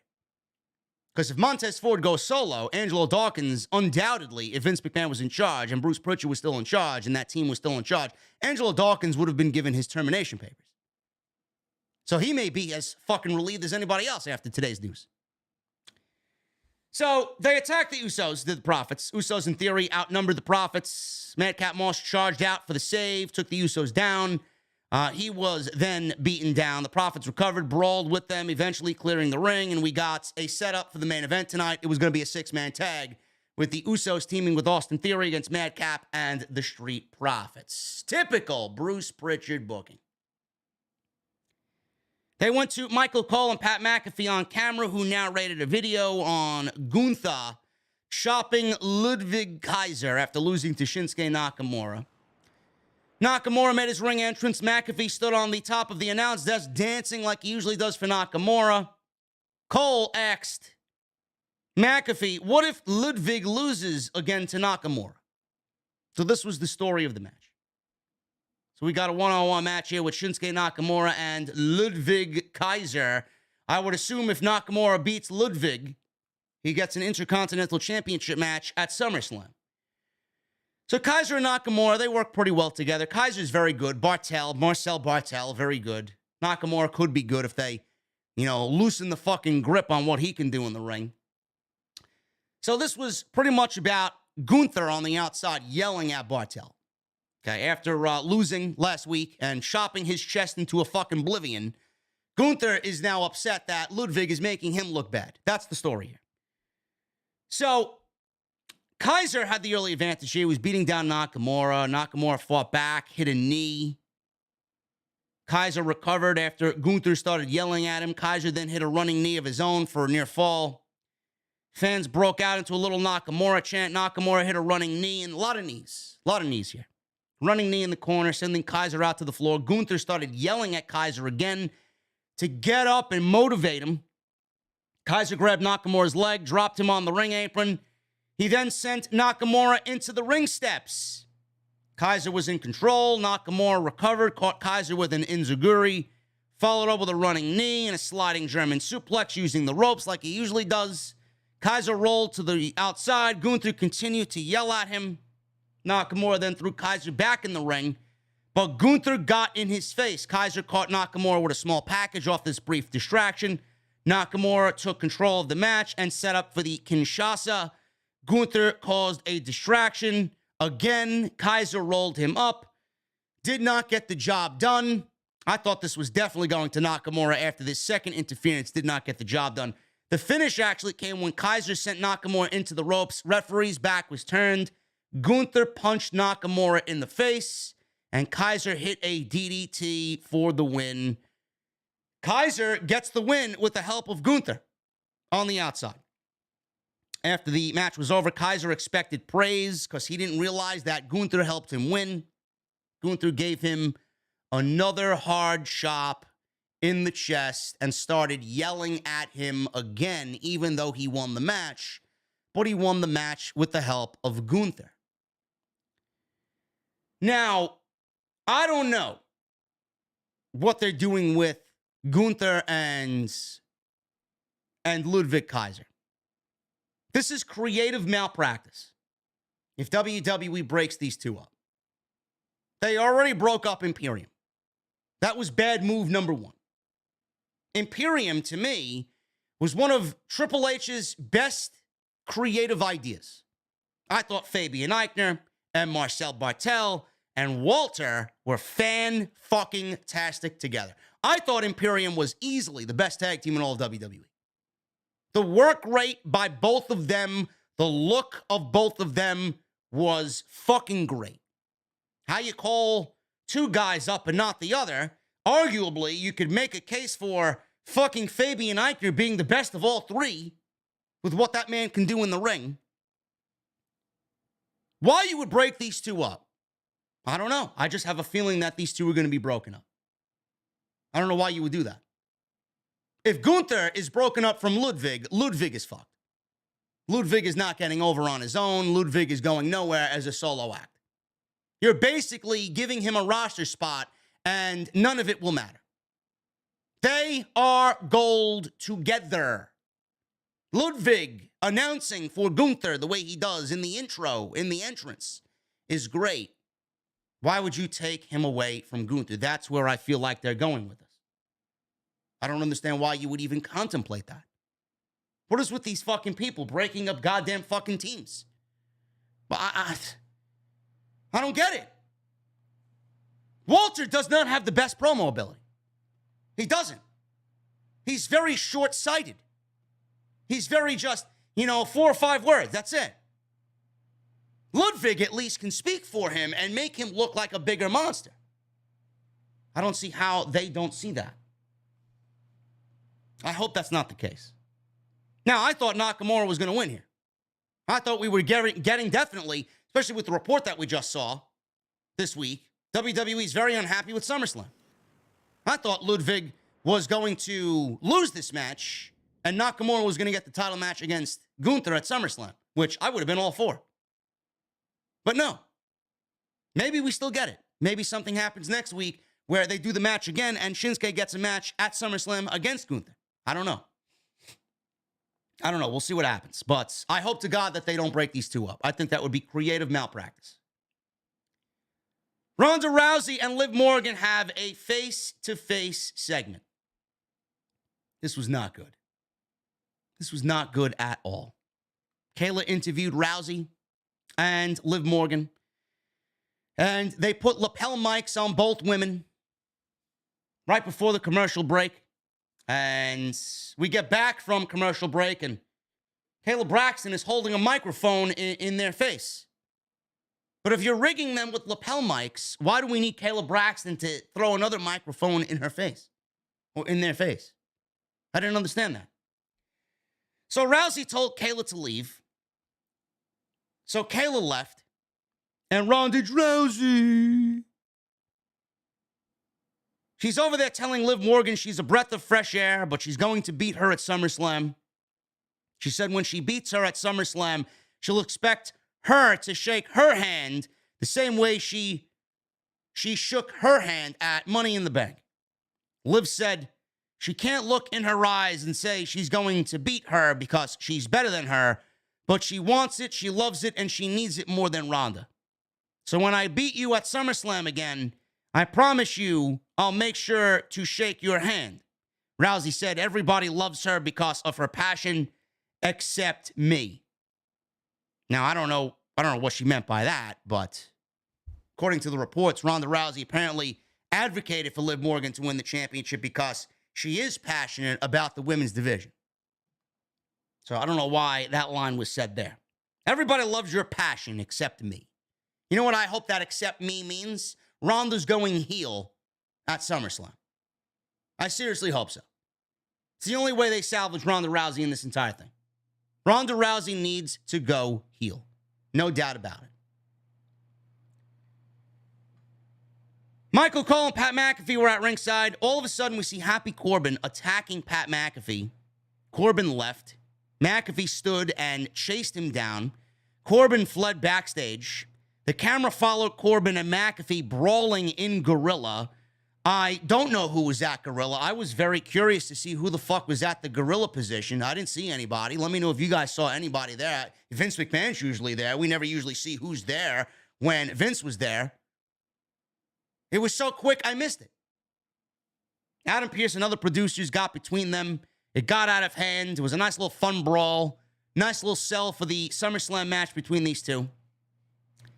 Back from break, McAfee's in the ring, and fans are chanting for McAfee. He says he has one thing to say before returning to commentary. He led a chant of bum-ass Corbin. He said at SummerSlam he won't be able to hit him from behind or use diaper rash as an excuse to hide, so he will kick him in the head. See you in Nashville, bitch. There's that TV 14, man. We're going TV 14. We're going to amp up all the promos to include the word bitch. There's your TV 14 for you. Nice little fun brawl. Nothing really exciting. Nothing over the top. It was effective. It did what it needed to do to sell the match for SummerSlam. Nothing really more to say than that. New Day. They were out there with Michael Cole and Pat McAfee on commentary. Xavier was wearing a unicorn mask and told Cole not to assume he was under the mask. Can this get any worse with the New Day? We got the new vicious Viking Raiders. I hope to God with Vince McMahon gone and Triple H, as far as he is concerned, as head of talent relations, just cuts the fucking new and vicious out of their name. What a joke. Jinder and Shanky versus the Viking Raiders. Viking Raiders win via countout. Ivar threw Jinder into the ringside steps and then into the laps of the New Day over on commentary. Jinder was counted out. Where was Shanky? If you guys are asking, he got taken out by the Viking Raiders. This was absolutely atrocious. I don't know why anybody would be excited about this at all. I don't know when this match is happening. I don't care when this match is happening. Just end this shit completely, man. The new vicious Viking Raiders are not working out. In fact, you gave them new gimmicks, right? You gave them a new look, and you're ruining everything that you did with these guys with this terrible feud with the New Day. Xavier Woods on commentary, by the way, praised the Raiders and mentioned them being Ring of Honor tag team champions. He mentioned the Viking Raiders being Ring of Honor tag team champions and IWGP tag team champions. Now, I don't know if that's said with Vince McMahon and Gorilla. Maybe Triple H is really in charge, man. I don't know. Or maybe this is just the beginning stages of Paul Levesque being in charge. Sonya Deville, she's still there. Don't know why she's not being used more. Adam Pearce was on his phone telling somebody that Corbin was thrown out of the building. I don't know who the fuck he's talking to now.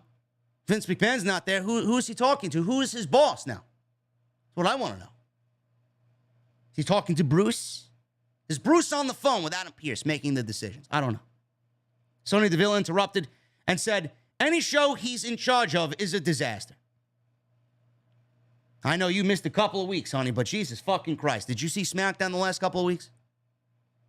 She said maybe he could hire someone, implying she'd be helpful. Pearce said one match he has planned is actually going to happen. Sonya Deville was booked against Raquel Rodriguez.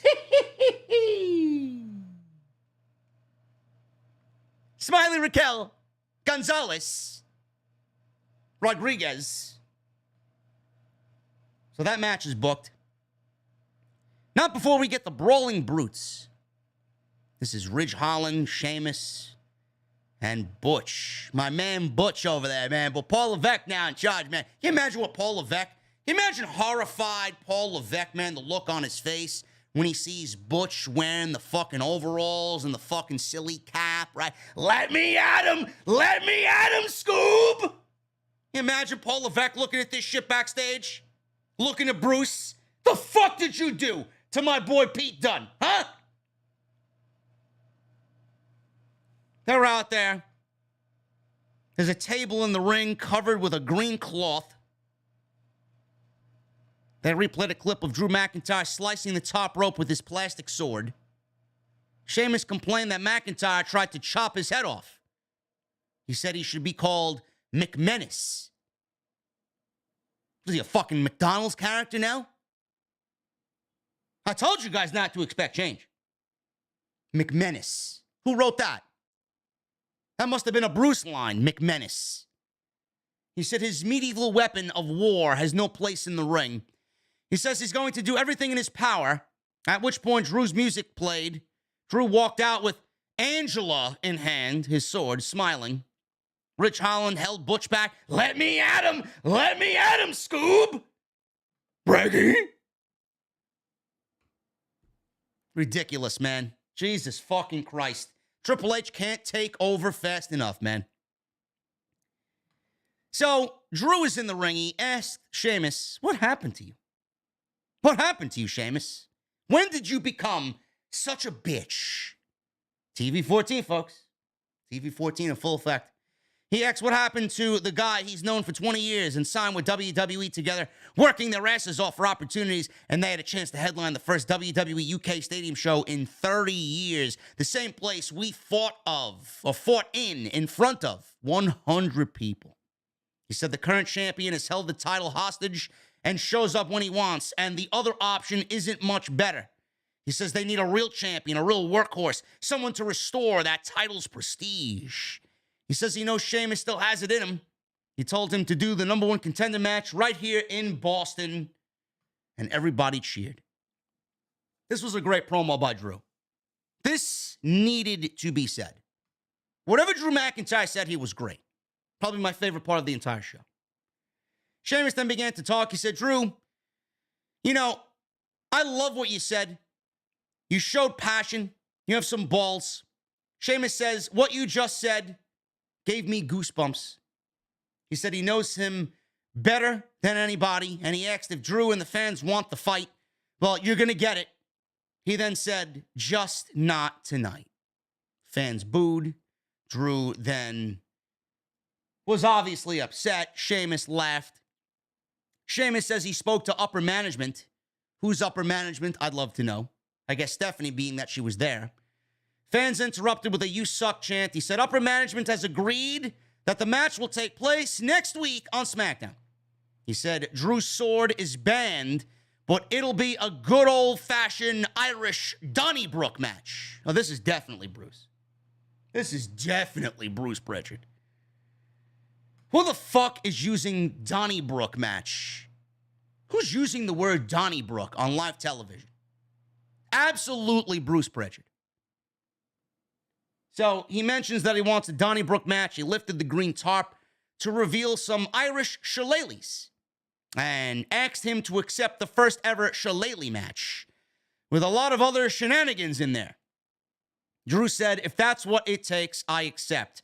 So Sheamus called Pierce out to make it official. Adam Pearce calls the match official. You guys want it? Let's do it. He made it official. Drew came up from behind Sheamus, who wasn't paying attention. He had his arm out with one of the shillelaghs in his hand, and Drew McIntyre slices the shillelagh in half with his sword.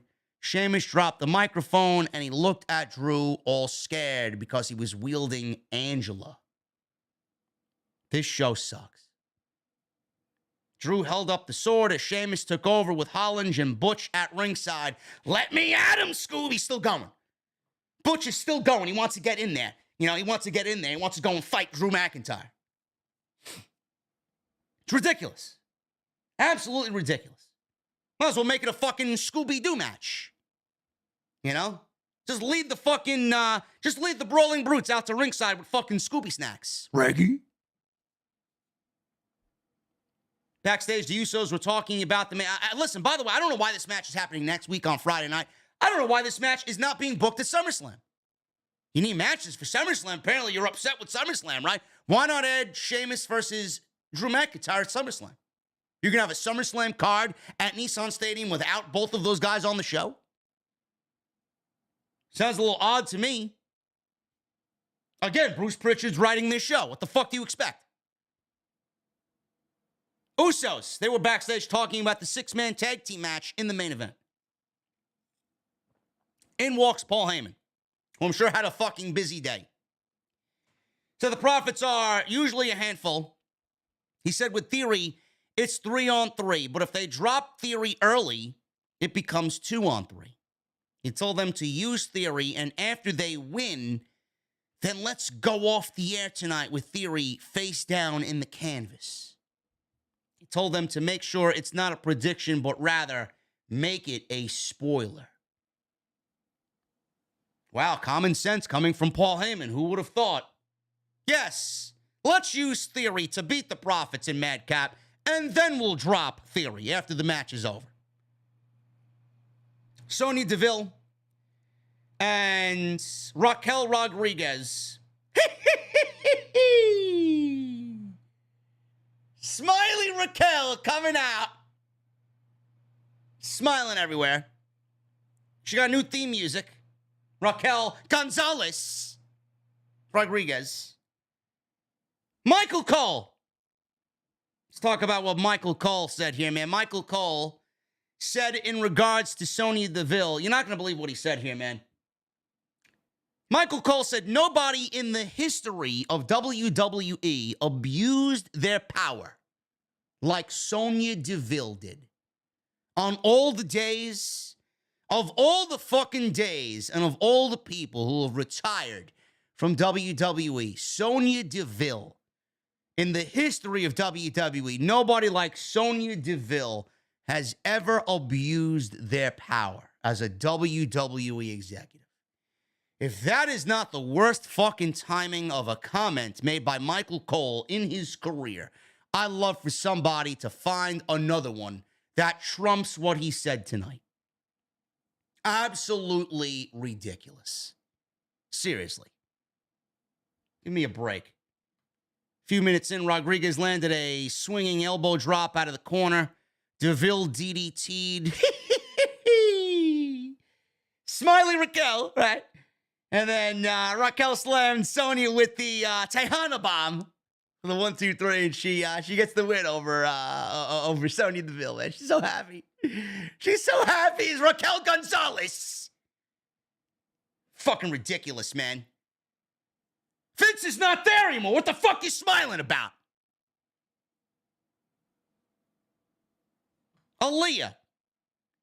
Speaking of somebody that's not smiling nowadays, Aliyah. Poor Aliyah, man. Aliyah. What the fuck are we doing with Aliyah, man? Aliyah made her ring entrance. She's in a scheduled match with Lacey Evans. So we got this Lacey Evans clip airing of her heel promo last week, which the same promo was the same promo as last week before that. And she cut another promo tonight, which was basically the same thing as the last couple of promos she cut. Lacey came out, and she's very arrogant now. She wants all the love and the respect from the fans. So she comes out, and she says, it's no surprise Tom Brady left this dumpster of a town. Listen, honey, you can mention Tom Brady in Boston all you want. You ain't getting no fucking heel reaction, a genuine heel reaction, because, let's be real, Lacey Evans sucks. Lacey Evans sucks. So, she's out there talking about Tom Brady. She said she's accomplished more in this day than they do in their entire year. She said little kids are out there asking their moms what they've accomplished lately, and the answer is nothing. She said she wakes up and wins. She said, not one person in the building can walk a mile in my shoes because I'm better than every single one of you. Aliyah then heard enough and tried to get her to stop. Lacey Evans then gave her a woman's right. Pat McAfee said, Lacey is everything that's wrong with everything. And then Lacey Evans leaves the ring. No match with Aliyah. No match with Aliyah. So let me get this straight. Aliyah, 3 weeks in a row, has stood there and has been disrespected by Lacey Evans. Now, I get week number one. I get week number one because nobody expected Lacey Evans to come out there and boo-hoo-hoo, cry that the fans don't like her, right? And then I believe Aliyah gets punched in the face.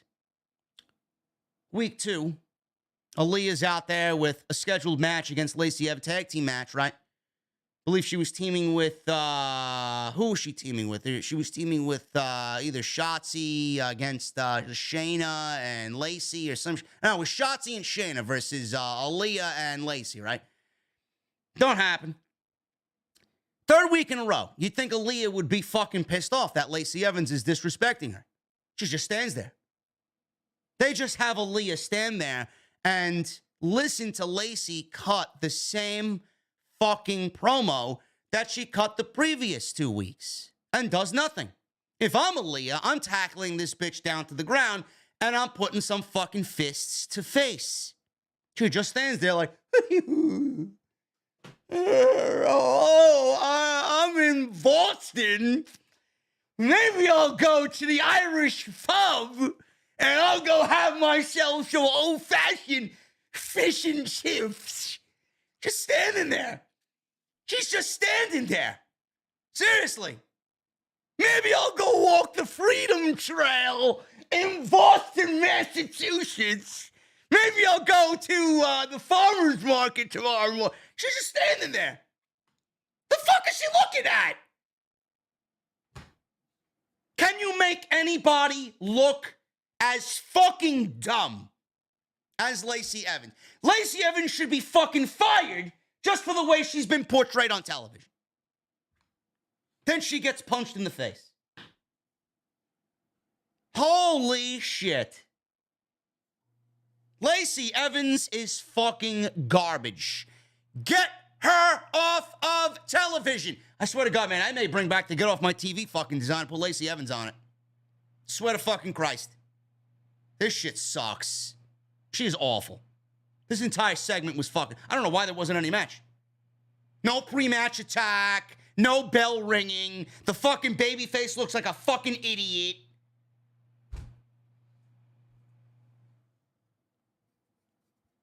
Who do we blame for this? Can't blame Vince McMahon. Gotta blame Bruce Prichard. Kayla Braxton interviewed JEFFJARRETT.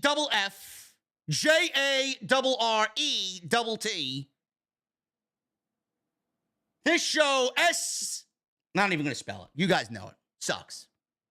This show sucks. SUCKS sucks. Jeff Jarrett walked up wearing a referee t-shirt. He asked why Pierce chose him. That's what she asked him. Why did Adam Pierce pick you? This is a good question, Kayla.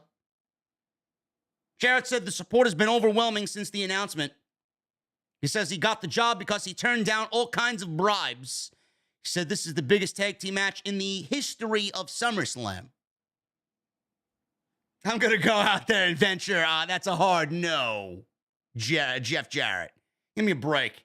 Double J says this is the biggest tag team match in the history of SummerSlam.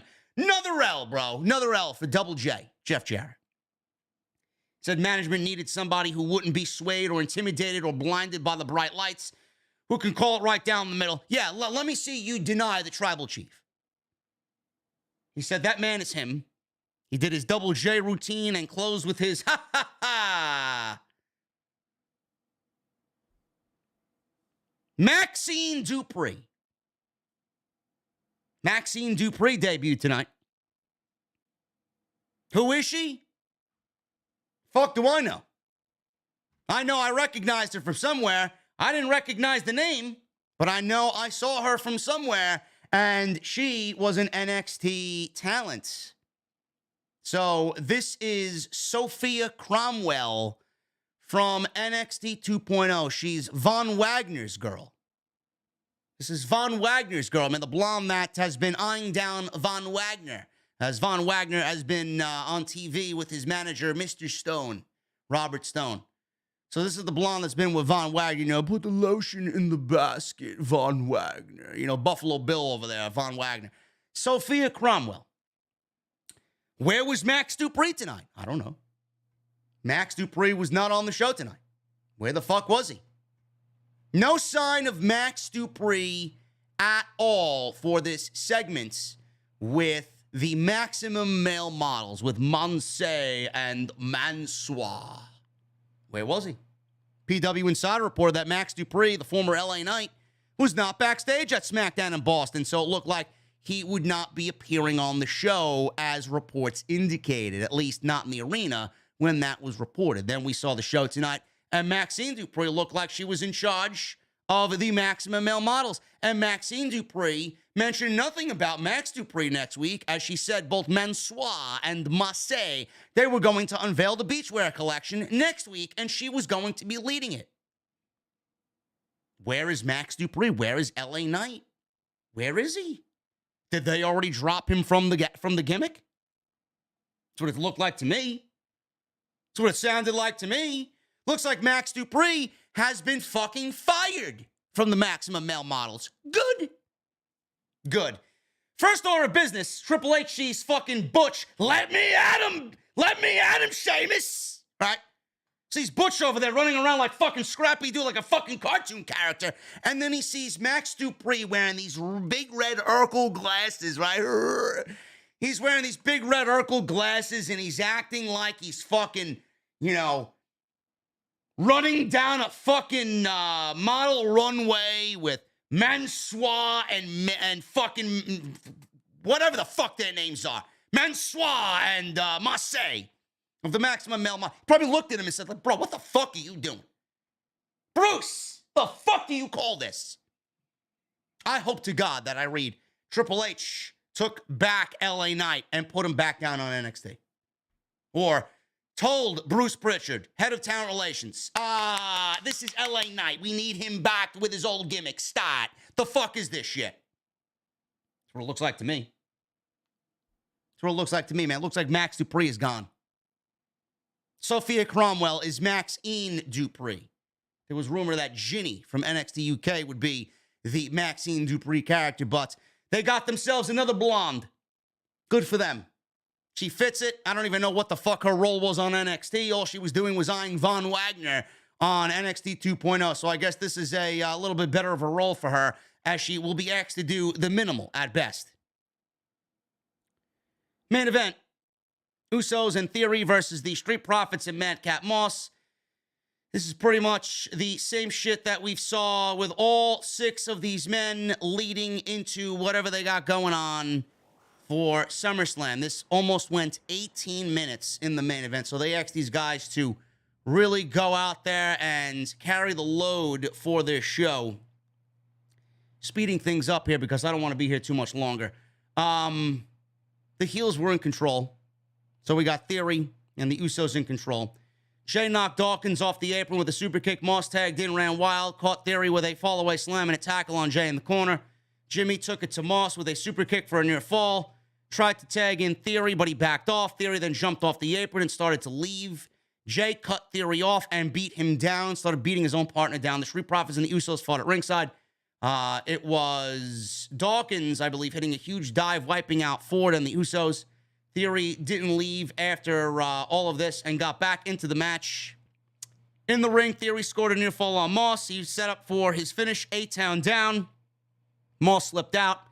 Moss caught Theory with a tackle. He went for a second tackle, but Theory hit him with the briefcase for the disqualification, and that was pretty much it. They actually had Theory do the spot twice because Theory couldn't get the briefcase in time on the first attempt. After the match was over, Brock Lesnar's music hit, got a huge pop. They were all surprised. Michael Cole even sounded like he wanted to mention, I don't believe it, we thought, ... and he didn't say anything. Lesnar came down the aisle and gave Theory an F5, not once, but twice, once in the ring and then once on the briefcase. He then started to beat Theory with the briefcase in the back. Lesnar posed in the ring and smiled to end SmackDown on this Friday. Next week, we got the SummerSlam Go-Home show. SummerSlam is on Saturday next week. Drew McIntyre takes on Sheamus in a shillelagh match, an Irish shillelagh match. Lacey Evans goes one-on-one with Aliyah again. And the New Day takes on the new and vicious Viking Raiders. That is your SmackDown. Usos did not get pinned. Yes, they lost, but they did not get pinned. So that was SmackDown tonight. Same old shit, same old shit. Briefly, very briefly, going to go over Rampage here, man. I'm not going to get into the whole dynamic of Rampage here. Hangman Page and John Silver defeated Butcher and Blade with the bunny. We got a hype package with Wheeler Yuta and Daniel Garcia for the ROH Pure Championship. I thought that was great. I'm very much looking forward to that match on Saturday night for the Ring of Honor Pure title. It highlighted the accident of Daniel Garcia, and he was out for 6 months recovering for his leg, and he was talking about his mother assisting him to go to the bathroom. It was awesome stuff there. He's going to go to war with Wheeler Yuta for the Pure title. It's going to be a great match, man. I'm very much looking forward to that. It may be the match of the night. Definitely has the potential to be match of the night if they let them go. Claudio was out there. He was in the ring, cut a promo, talked about his upcoming match with Jonathan Gresham for the ROH World title. Claudio talked about him not being a world champion, and this is the one thing that's eluded him his entire career, but that he knew he was the best because the fans have always had his back and always supported him, and he knows he's the best. He says he's going to win the title and prove that he is the best, living up to all of the fans' expectations. I think Claudio's winning the title. I don't know about you guys, but I think Claudio is winning the title. I think if Tony Khan is going to want Ring of Honor to be where it needs to be, to present them for a TV deal or streaming rights deal, whatever the case may be, and he wants to present them as the most attractive offer, Claudio needs to be the world champion. I don't think that happens with Jonathan Gresham. Now, I know Jonathan Gresham is the Ring of Honor world champion. He's held the title for about 9 months. He just turned heel. But I think Claudio is the right choice. If it doesn't happen now, I think it's a mistake. And I think there's a new champion on Saturday night. We got a very nice hype video for Wardlow airing. Wardlow promised to beat anyone up in any promotion, AEW, Ring of Honor, or any other locker room. He will defend that TNT title against all comers. So it looks like we're getting a lot of people about to step into Wardlow's world. Good. Let's get him some wins and get that title built back up the way it used to. Lee Moriarty defeated Dante Martin with Matt Sydal. Stokely Hathaway smiled at the finish of the match and offered his card to Moriarty. Moriarty refused. Stokely Hathaway continued to smile, realizing that he may be getting through to Moriarty. Matt Sydal grabbed the microphone and said that he was going to face Lee Moriarty next week on Rampage. Oh, great. Can't wait. Britt Baker and Jamie Hayter defeated Sky Blue and Ashley DM Boys. Let me tell you something, man. This was a very good tag team match for Britt Baker and Jamie Hayter, man. They looked really, really impressive. They did. And Sky Blue, man, let me tell you, man. Sky Blue is going to be an incredible asset. Incredible asset to the company, man. Seriously. I think her future is bright in the company. Give her a couple of years to mature, and Sky Blue is going to be a very good asset to the company. Awesome. Awesome. Awesome stuff. Sky Blue and Ashley DM Boys. Britt Baker takes care of them easily with Jamie Hayter. The Gun Club and the Acclaim, they have a rap battle. Colton Gunn got underneath this guy. I wish I had somebody transcribe this for me, man. There was a lot going on here, but all I need to tell you is that Max Caster absolutely destroyed Austin Gunn. Or Colton Gunn, I believe. Oh, it was Austin Gunn. I think it was Austin Gunn. I'm sorry. I don't even know who's who anymore. Colton Gunn got underneath the skin of Anthony Bowens a bit. It was Colton Gunn. I'm sorry. Ending with them telling the Acclaim to suck it. Caster was vastly on top of his game here over Gunn, and Gunn started to pretty much tear up at the sight of Max Caster destroying him. The Acclaim were declared the victor, and the Guns pretty much attacked the entire Acclaimed posse that was out there, beating them down in the ring, leaving them laying after a garbage can shot to Max Caster's skull. So it looks like we're getting the tag team match between those two. I think it starts by beating the Gun Club, and I think it starts with that and them being built up as the next AEW Tag Team Champions. That's what I think should be happening. AEW Dynamite, Fight for the Fallen, happening on Dynamite. I'll tell you what, man, I'm going to be honest with you. This was probably the most unimpressed I've been with AEW since their inception. This entire week. I wasn't feeling AEW this week, man. I don't know.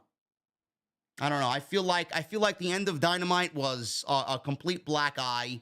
I feel like I just feel like things were just. I fucking hate the way this show is produced. I do. I hate the way Rampage is produced. It's a waste.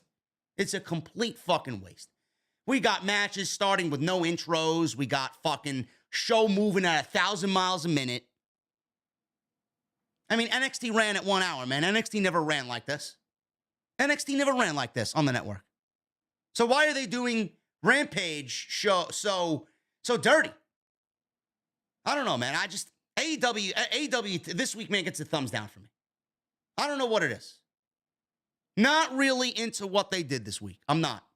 I thought what they did, man, needs to come back out next week and just completely just take a chill pill. Seriously, take a fucking chill pill, man.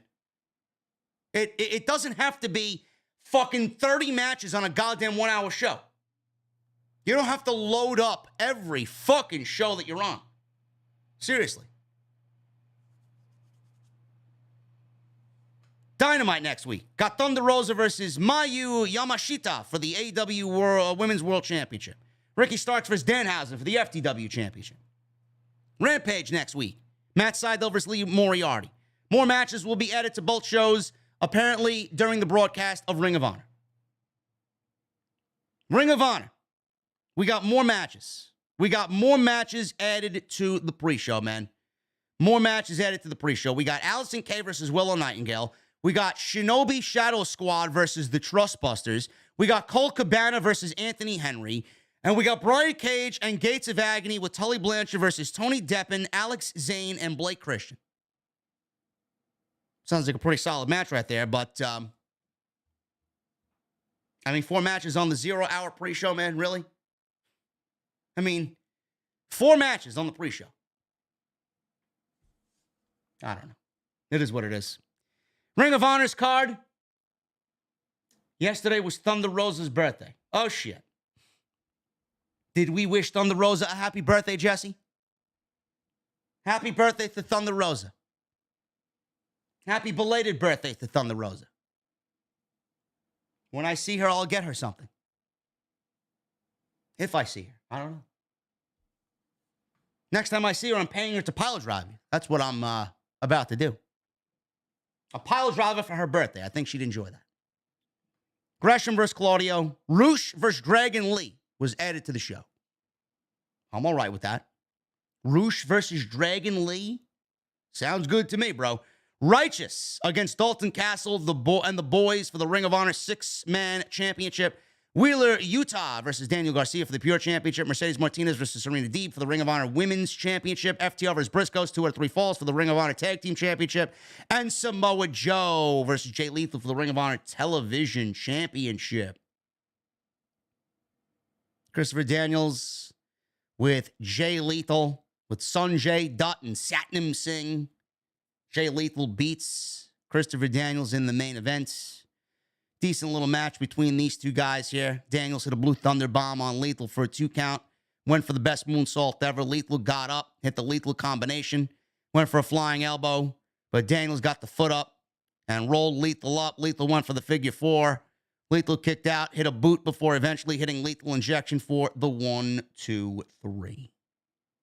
That's pretty much it. He then choked out Daniels on the floor with a rear naked choke to egg on Samoa Joe before the television championship is defended tomorrow night at Death Before Dishonor.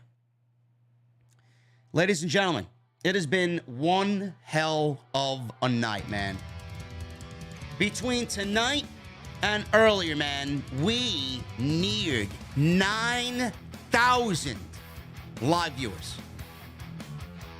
Thank you guys very much, man. I hope you learned something from me today. I hope you took away something from tonight's show. I appreciate you guys for all the support, man. Been doing this for a few years now, full time, man. This news today really validated and justified what I do here, man. I'm glad we're all on the same page. I'm glad you and I both see the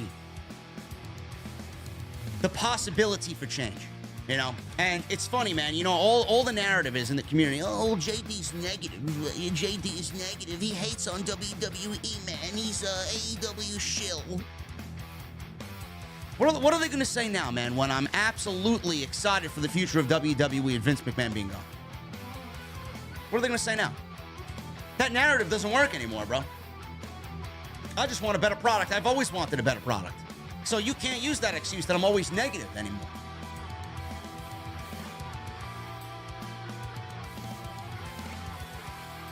Follow me on social media, guys, at JDfromNY206. That's Twitter, Instagram, TikTok, and Cameo. Also, hit that thumbs up, man. We got 1,000. The new minimum is 1,200. 1,200 likes is the minimum right here on OTS.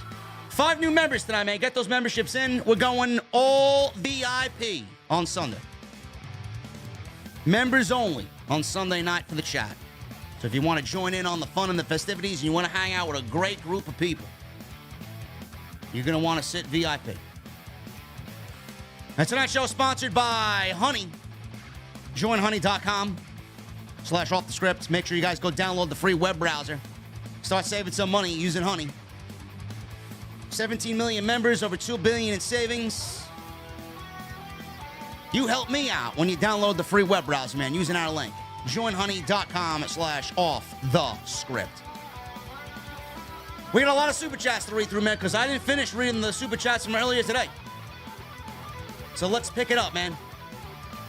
CJ Voorhees, 93 with a $2 super chat. Kevin Dunn is chowing down on extra wood in tears. He's next to go, bro. Derek Jones with a $5 super chat. I'm so glad Vincent Kennedy McMahon is retired and Brock walked out too. Yes. This made my freaking day. Today should be a national holiday going forward. Well, Brock walked out and then came back, but yes. Today was a monumental day, Derek Jones. Sinister Classic with a $5 super chat. Too bad Vince didn't retire before they wanted to make Judgment Day spooky. Drew Down 65. When Triple H was running NXT, he made me believe that he can run WWE with no problem. Excited for what the future holds. Cheers, everybody. Thank you, Drew. Elite TV with a $5 super chat. Thoughts on the likeliness of Heyman taking over creative? There's a possibility, Elite. There is a possibility. Bruce is not going to be there much longer. The Leninator with a 5 in UK. Finally, Vince steps away. Scottish whiskey on the house. OTS for life. Thank you, Leninator. Appreciate you, brother.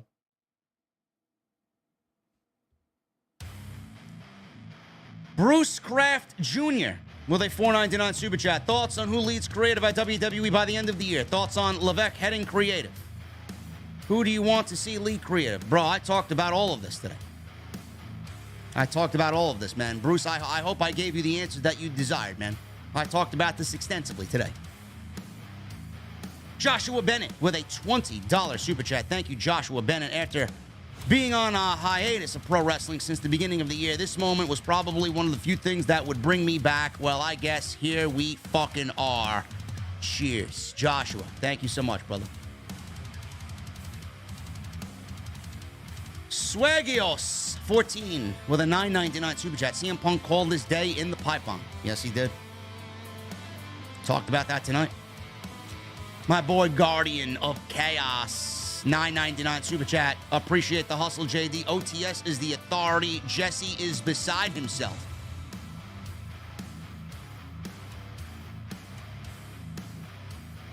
Jesse's pretty excited too. Nigel, $9.99 super chat. JD, my girlfriend used to find you annoying because I would always play your videos early in the morning while getting ready for work, but now she loves you. OTS for life. Nigel, you better give your girlfriend the kiss for me, bro. Thank you to Nigel's girlfriend. I hear that a lot, man. The wives or the girlfriends, oh, who is this guy? He's so annoying. And then they just succumb. Eddie Pole King with a Canadian $5 super chat. Having some Jim Beam for this. Cheers, JD. Love the outro. Best in the YWC. Love to see the support here. 5K viewers earlier. 5,800, brother. Zachary R. Francis with a $5 super chat. Do you believe NXT can finally get back to where it used to be now with Triple H back at EVP again? I wish I had a crystal ball to tell you, Zachary. I don't know. I don't know, man. I hope so. Austin Bros with a $1.99 super chat. Curious, how are you a Braves fan in New York? Why is most of the country a Dallas Cowboy fanatic? I don't know. Why is Dallas Cowboys known as America's team? I don't know. David Justice.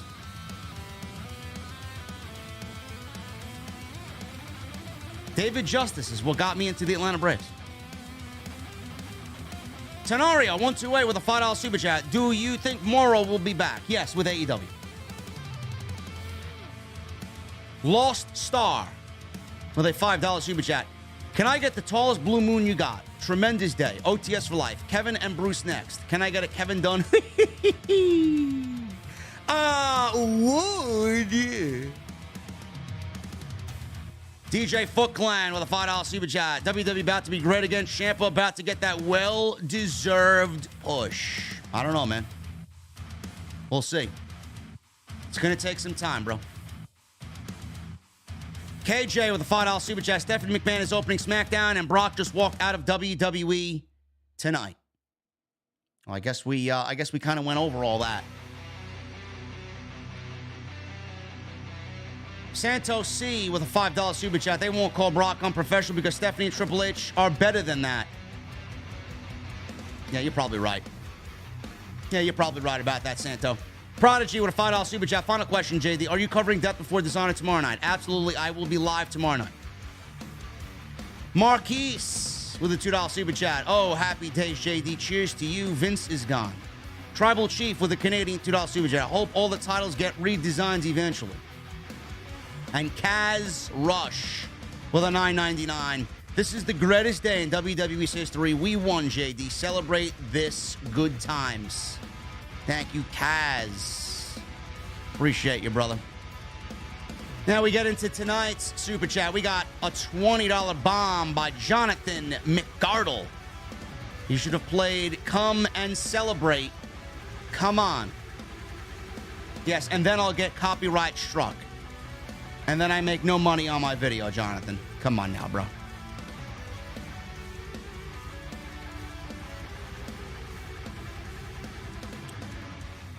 Tony Brown with two $4.99 super chats. He says, good day for meat and meat lovers. Tony, tonight was a very good meat day, bro. Tonight was a very good meat day, man. Especially on Rampage.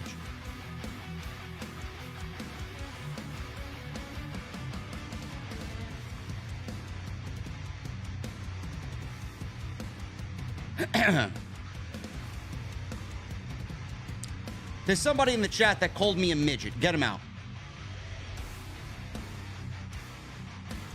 I don't know why they're in here.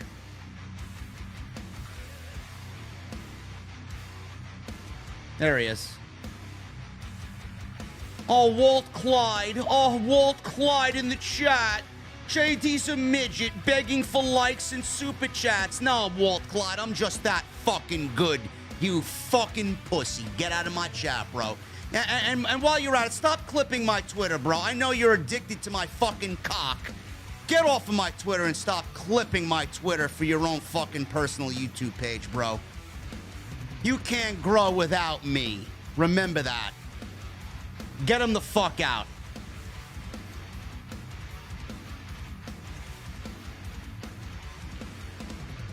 I don't beg for shit. You know why? Because I get what I get because I'm fucking great at what I do. And I got the best fucking community in the entire IWC, man. You wish you had the platform I did, bitch. And you know what? You'll never have the platform I have because you're not as fucking talented as I am. And I got more talent in the tip of my fucking cock than you do in your entire fucking body, man. Get the fuck out. Clip that, bitch.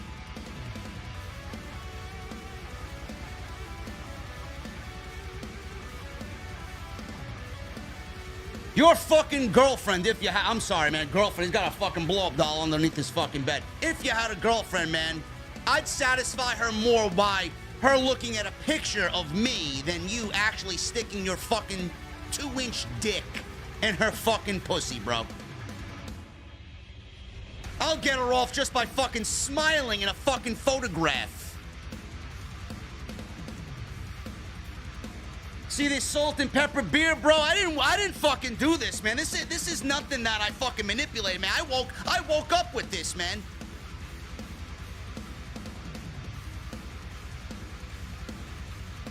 Fuck out of here. Walt Clyde my fucking ass. Fucking pussy, man. The fuck out of my goddamn chat.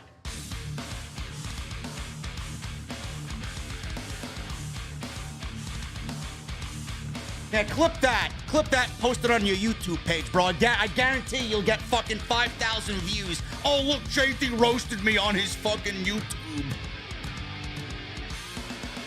Every one of my haters' most popular video has my name in the title, bro. What the fuck does that say? It means your content sucks, and my content, you're basically telling everybody that my content is better than your content. Yeah, man, I'm so fucking upset. I'm so upset. Everybody's most liked tweet has me in the fucking tweet. Everybody's most popular video has my name in the title. Why? It's on the fucking best that there is in this goddamn community, man. Don't forget it.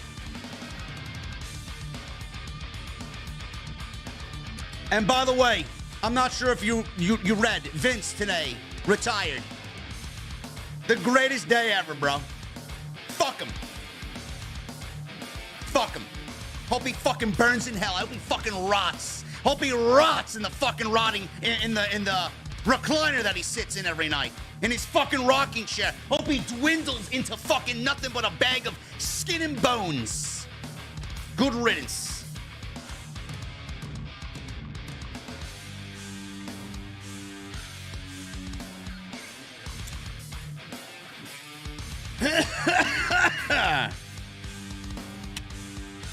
Chris Leon with a 2-month membership. Great start to the weekend. Vince is gone. Death before dishonors tomorrow. Got some nice beach weather for the weekend. Let's party. You better believe it, bro. You better believe it, man. Let's party. Charles Wright with a 2-month membership. JD, been listening to your stuff for 2.5 years. I listen to your stuff when I'm at work, and you get me through work. Thanks, man. JD number 1. Appreciate you, Charles. I'm glad I could assist you in getting you the proper entertainment that you need at work. Wrestling DVD Geek with the $9.99. Hopefully this means no more gimmick pay-per-views. And bring custom set designs back. I think everybody's jumping the gun, man. I think everybody's jumping the gun. Let it settle. Let's get the proper people in place. Let's get Triple H where he needs to be. And let's get Bruce out.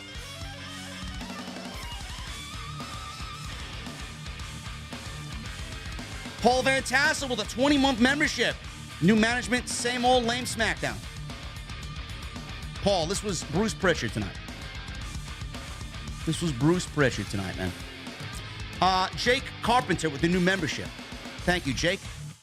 What are you drinking tonight, brother? King Mo Jackson with the $1.99 Super Chat. Christmas has come to us all. Thank you, Vince. Yes, Christmas in July.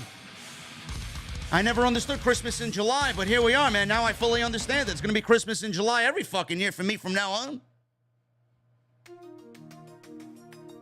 Tenorio, 128. What's up, JD? Question. Who is your favorite movie villain? My favorite movie villain?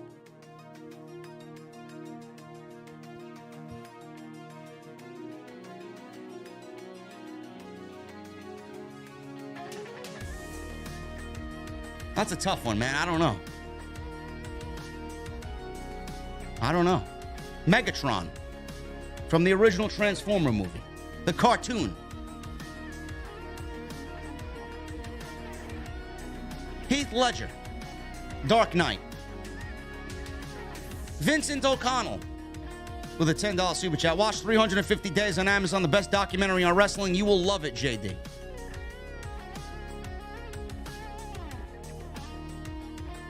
Tenorio, to go back to your question, man. Heath Ledger,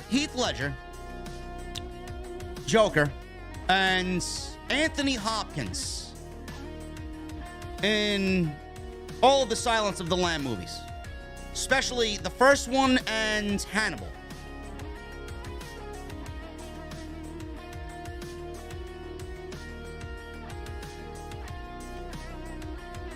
Common Man Collectibles with a $10 Super Chat. Nancy Argentino, Tom Cole, Shatterton, Massaro, and others are not random names. They are moms, sisters, daughters, and friends, because it's legal doesn't mean it's right, regardless of what McDivitt says.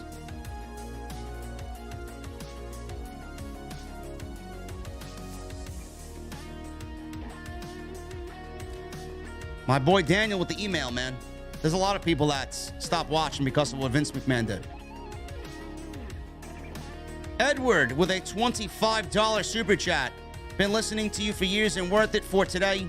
If Nick Khan is the whistleblower, could the dirt on Vince be a reason why Rock Roman at Mania has never been scheduled? Khan and Rock are close friends, just saying. I don't know, man. It's a very good question. It's a solid question. I do think if Nick Khan is the whistleblower, it may be a reason why The Rock would not want to work with the company, man. Maybe The Rock knew. Could be a possibility. Rock would do absolutely nothing to tarnish his image, especially if there is a desire there for him to run for president of the United States. Which I do think he will. I do think The Rock, in the next 8 years, in the next 8 to 12 years, Dwayne Johnson will be president of the United States. I predict that. Life moves pretty fast. You don't stop and look around. Chelsea with a 5-month membership. Thank you, Chelsea. We going for the milestone. Let's go. Party all weekend. Try that vanilla chocolate whiskey, King JD. OTS for infinity. Great streams today. Thank you, Chelsea. I appreciate you.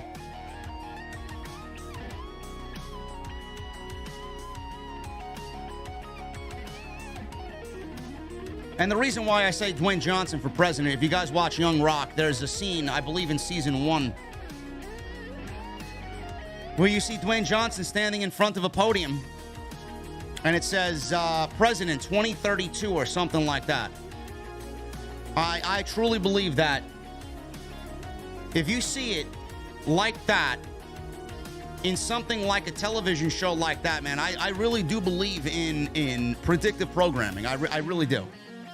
I don't think that's put in there by just, coincidence or because it looks cool. I do think Dwayne Johnson will be president of the United States, given the current climate of the country. I do think that Dwayne Johnson in the next 8 to 12 years will be president of the United States. Kaz Rush with a $9.99 super chat. I truly thought Vince would keep going forever to the point where his head would be kept in a jar for good. Today was a good day. Bro, people thought that this man was going to fucking die in the company. Die in that chair.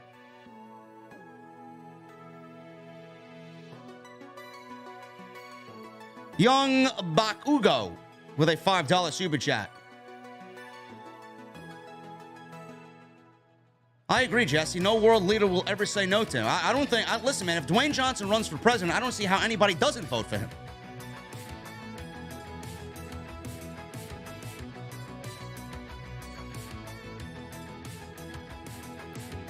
Gerald Briscoe is mad and crusty. At least the territories would still be around if Vince never existed.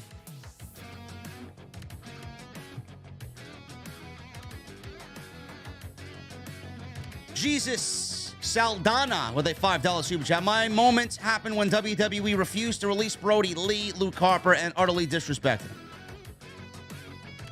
That is a good reason, bro. That is a good reason. Captain Solo with a $10 super chat. This is too good to be true. Has what we've wanted for so long finally happened? If so, good riddance to Vincent Kennedy McMahon. Yes, Captain Solo, this is all legit, man. This is not fake whatsoever. Johnny Boy with a $9.99 super chat. Stephanie McMahon looks like Caitlyn Jenner.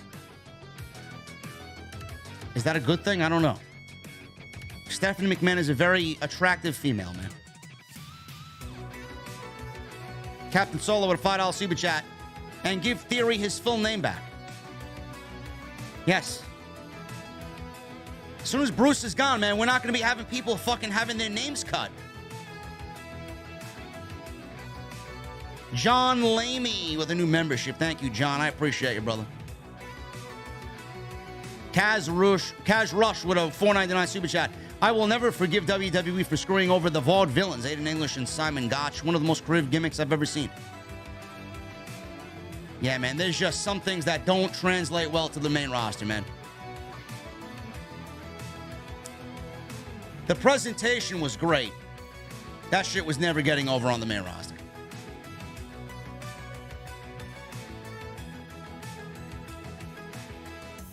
Hooligan with a $10 super chat. Now Bruce can work on his magic skills by making KFC buckets vanish. The wrestling mind in me thinks Vince did this to save his ass. If he gets charged with anything, then he can come out of retirement. Nah, I think there's too much, Hooligan. I think whatever the Wall Street Journal is about to unleash, it's gonna end him.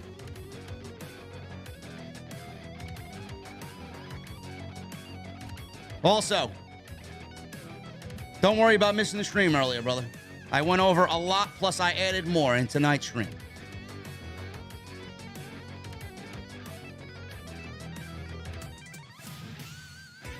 MGM Bowling with a $9.99 super chat. Really upset I missed the stream earlier today. I was working. Shouldn't be an issue for long, though. I start my first professional job out of college on Monday, so I'll be a 9-to-5 guy, just like Mr. 9-to-5.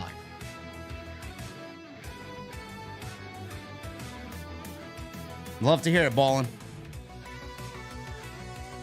Don't worry, man. Tonight we added another great stream. LJL2685 with a $4.99 super chat. Triple H could fix the women's division, possibly get Dakota Kai, Candice LeRae, Tegan Nox, and maybe Kairi Sane. Get Io Shirai to stay. Bro, there's so much.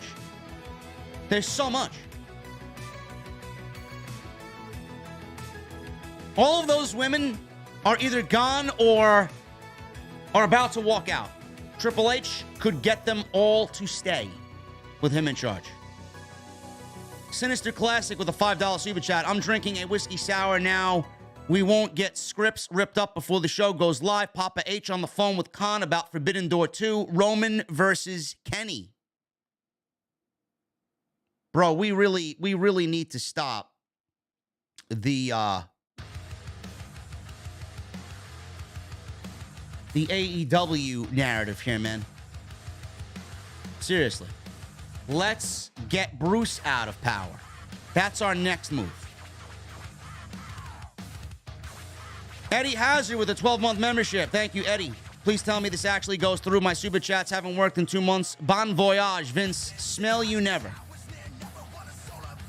I got it, brother. Angel Alaga with a $50 super chat. JD, I agree with everything you said, and Vince retiring is a great day for us wrestling fans. Thank you, Angel. Cheers to you, brother.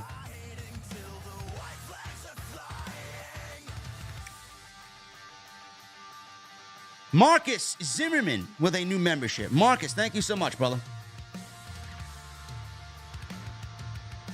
Cobra's third cousin with a $2 super chat. Shout out my boy, Hugh Janis. He's a huge fan. Yes, Hugh Janis. Yes. That's your boy, Hugh Janis is a huge fan. Sure he is.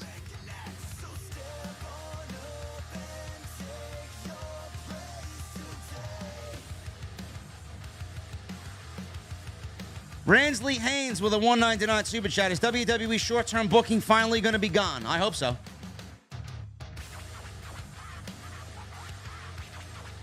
I certainly hope so, man. Maybe we could get a new intro, man. Triple H and long-term booking. Yes. Hugh Janis is neighbors with Camille Toe.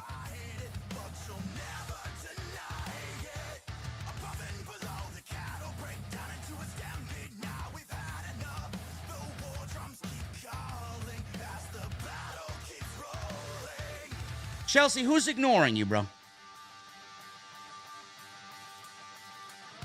Who's ignoring Chelsea in the chat?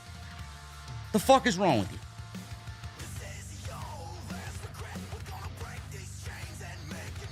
Francis Luke with a $5 super chat. So if Brock Lesnar walked out, is management saying he's unprofessional, or is that just for Sasha and Naomi? I don't know. Hey, your guess is as good as mine, Francis. I have no fucking idea.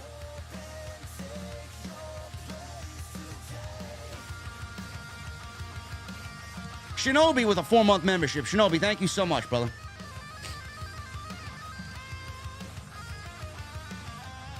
Janice is neighbors with Camille Toe and Mike Hunt. Yes.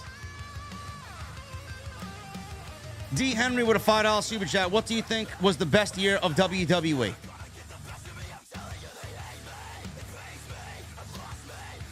I don't know, man. 90, I would say, I don't know, 90, 98, 99?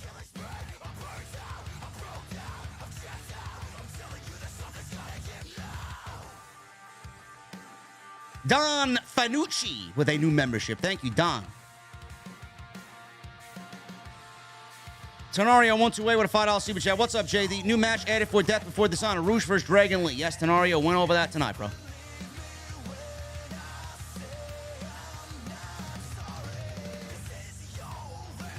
Brian Blair becomes a new member. Brian, thank you so much, brother. What are you drinking tonight, bro? I'm taking 1999 over 2002. I agree with Jesse, man. I'm taking 1999.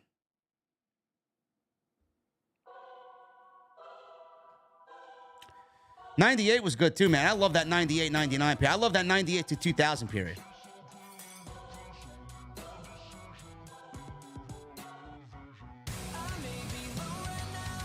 Shinobi with a $2 super chat. Thank you for always being there, bro. Shinobi, thank you so much, man. I appreciate it, man.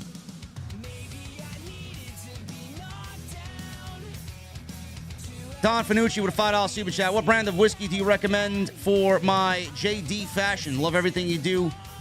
OTS for life. Bro, listen, man. I'm still learning my ways of the whiskey realm, bro.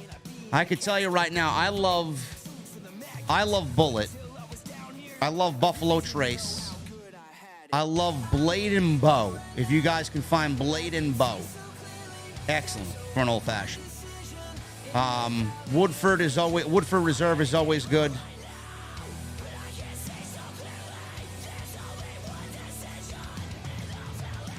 I like a bourbon whiskey though. It's got to be bourbon for me, not rye.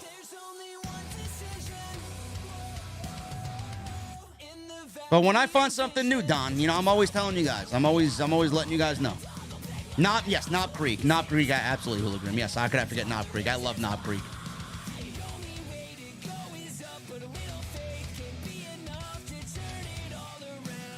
I'd probably put Knob Creek #1 for me. Knob Creek, Bullet, and then Blade and Bow. Right now. Furious Nation with a $5 super chat. What's up, JD? What a day it has been, my man.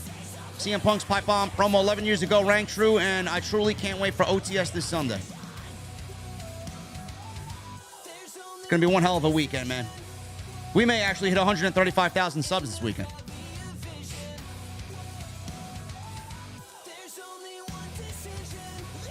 I did try Proper 12 whiskey. It wasn't bad. It wasn't bad. IWN Gamer with a $2 super chat. Happy Vince retired. We will get a better show now. I hope, man. Nothing is set in stone yet. Bruce Kraft Jr. $9 super chat. Did you read my super chat from earlier? Yes, I did, Bruce. Hopefully you read it. Or you heard it. Who do you think will take over creative after Pritchard? Bruce, listen, brother, I thank you for the super chats. I went over all of this today, man. My vote is for Triple H. Who will lead creative at the end of the year? I hope it's anybody but Bruce. I seriously hope it's anybody but Bruce, bro.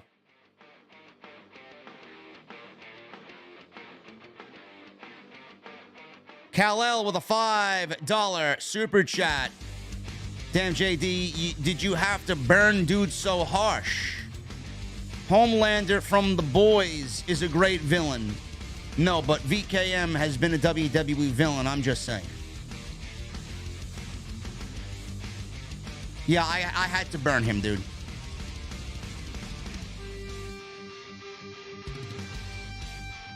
IWN Gamer with a $5 super chat. You are still my only favorite podcast, and I'm still inspired by what you do. I even gave you a shout out on my other channel on my SmackDown watch along. Thank you, bro.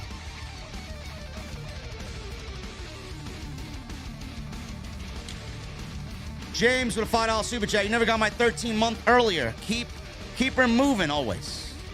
Also, your roast of that troll earlier. I've just now stopped crying from laughter.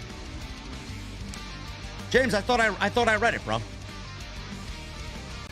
I could have swore I read whatever you had sent in, bro.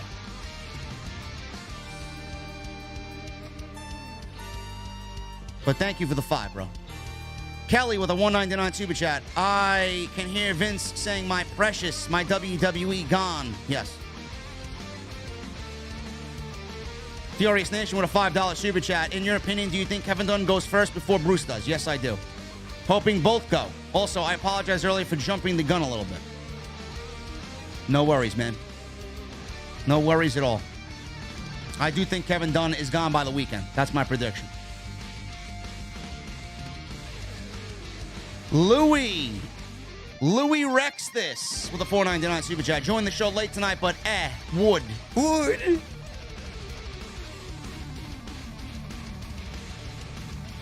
And Furious Nation with a $10 super chat. Thank you, Furious. Also, I can't believe Raw 1000 occurred on this day 10 years ago.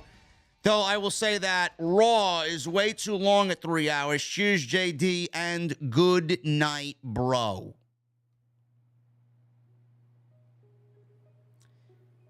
You know, everybody wants to make the TV 14 change the thing that's going to take Monday Night Raw and make it better. No. TV 14 is not going to change a fucking thing about Monday Night Raw. You know what's going to change something about Monday Night Raw? When they reduce the fucking show back to 2 hours. That's the first thing. If it is really a USA Network decision, TV 14 should be the last thing that's on their fucking mind. Getting that show back to 2 hours should be the one thing that USA Network does.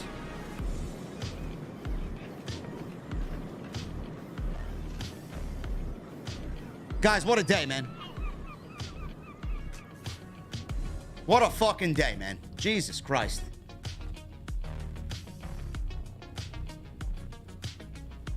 Kal-El with a $5 super chat. Do you think AEW will be okay if WWE gets back to how it could be and should be? Mustangs rule. I think they'll be fine. They'll step it up. AEW will step it up in the heat of competition. WWE should be stepping it up in the heat of competition from AEW, but they feel like they don't give a shit. They feel like they don't have to be better.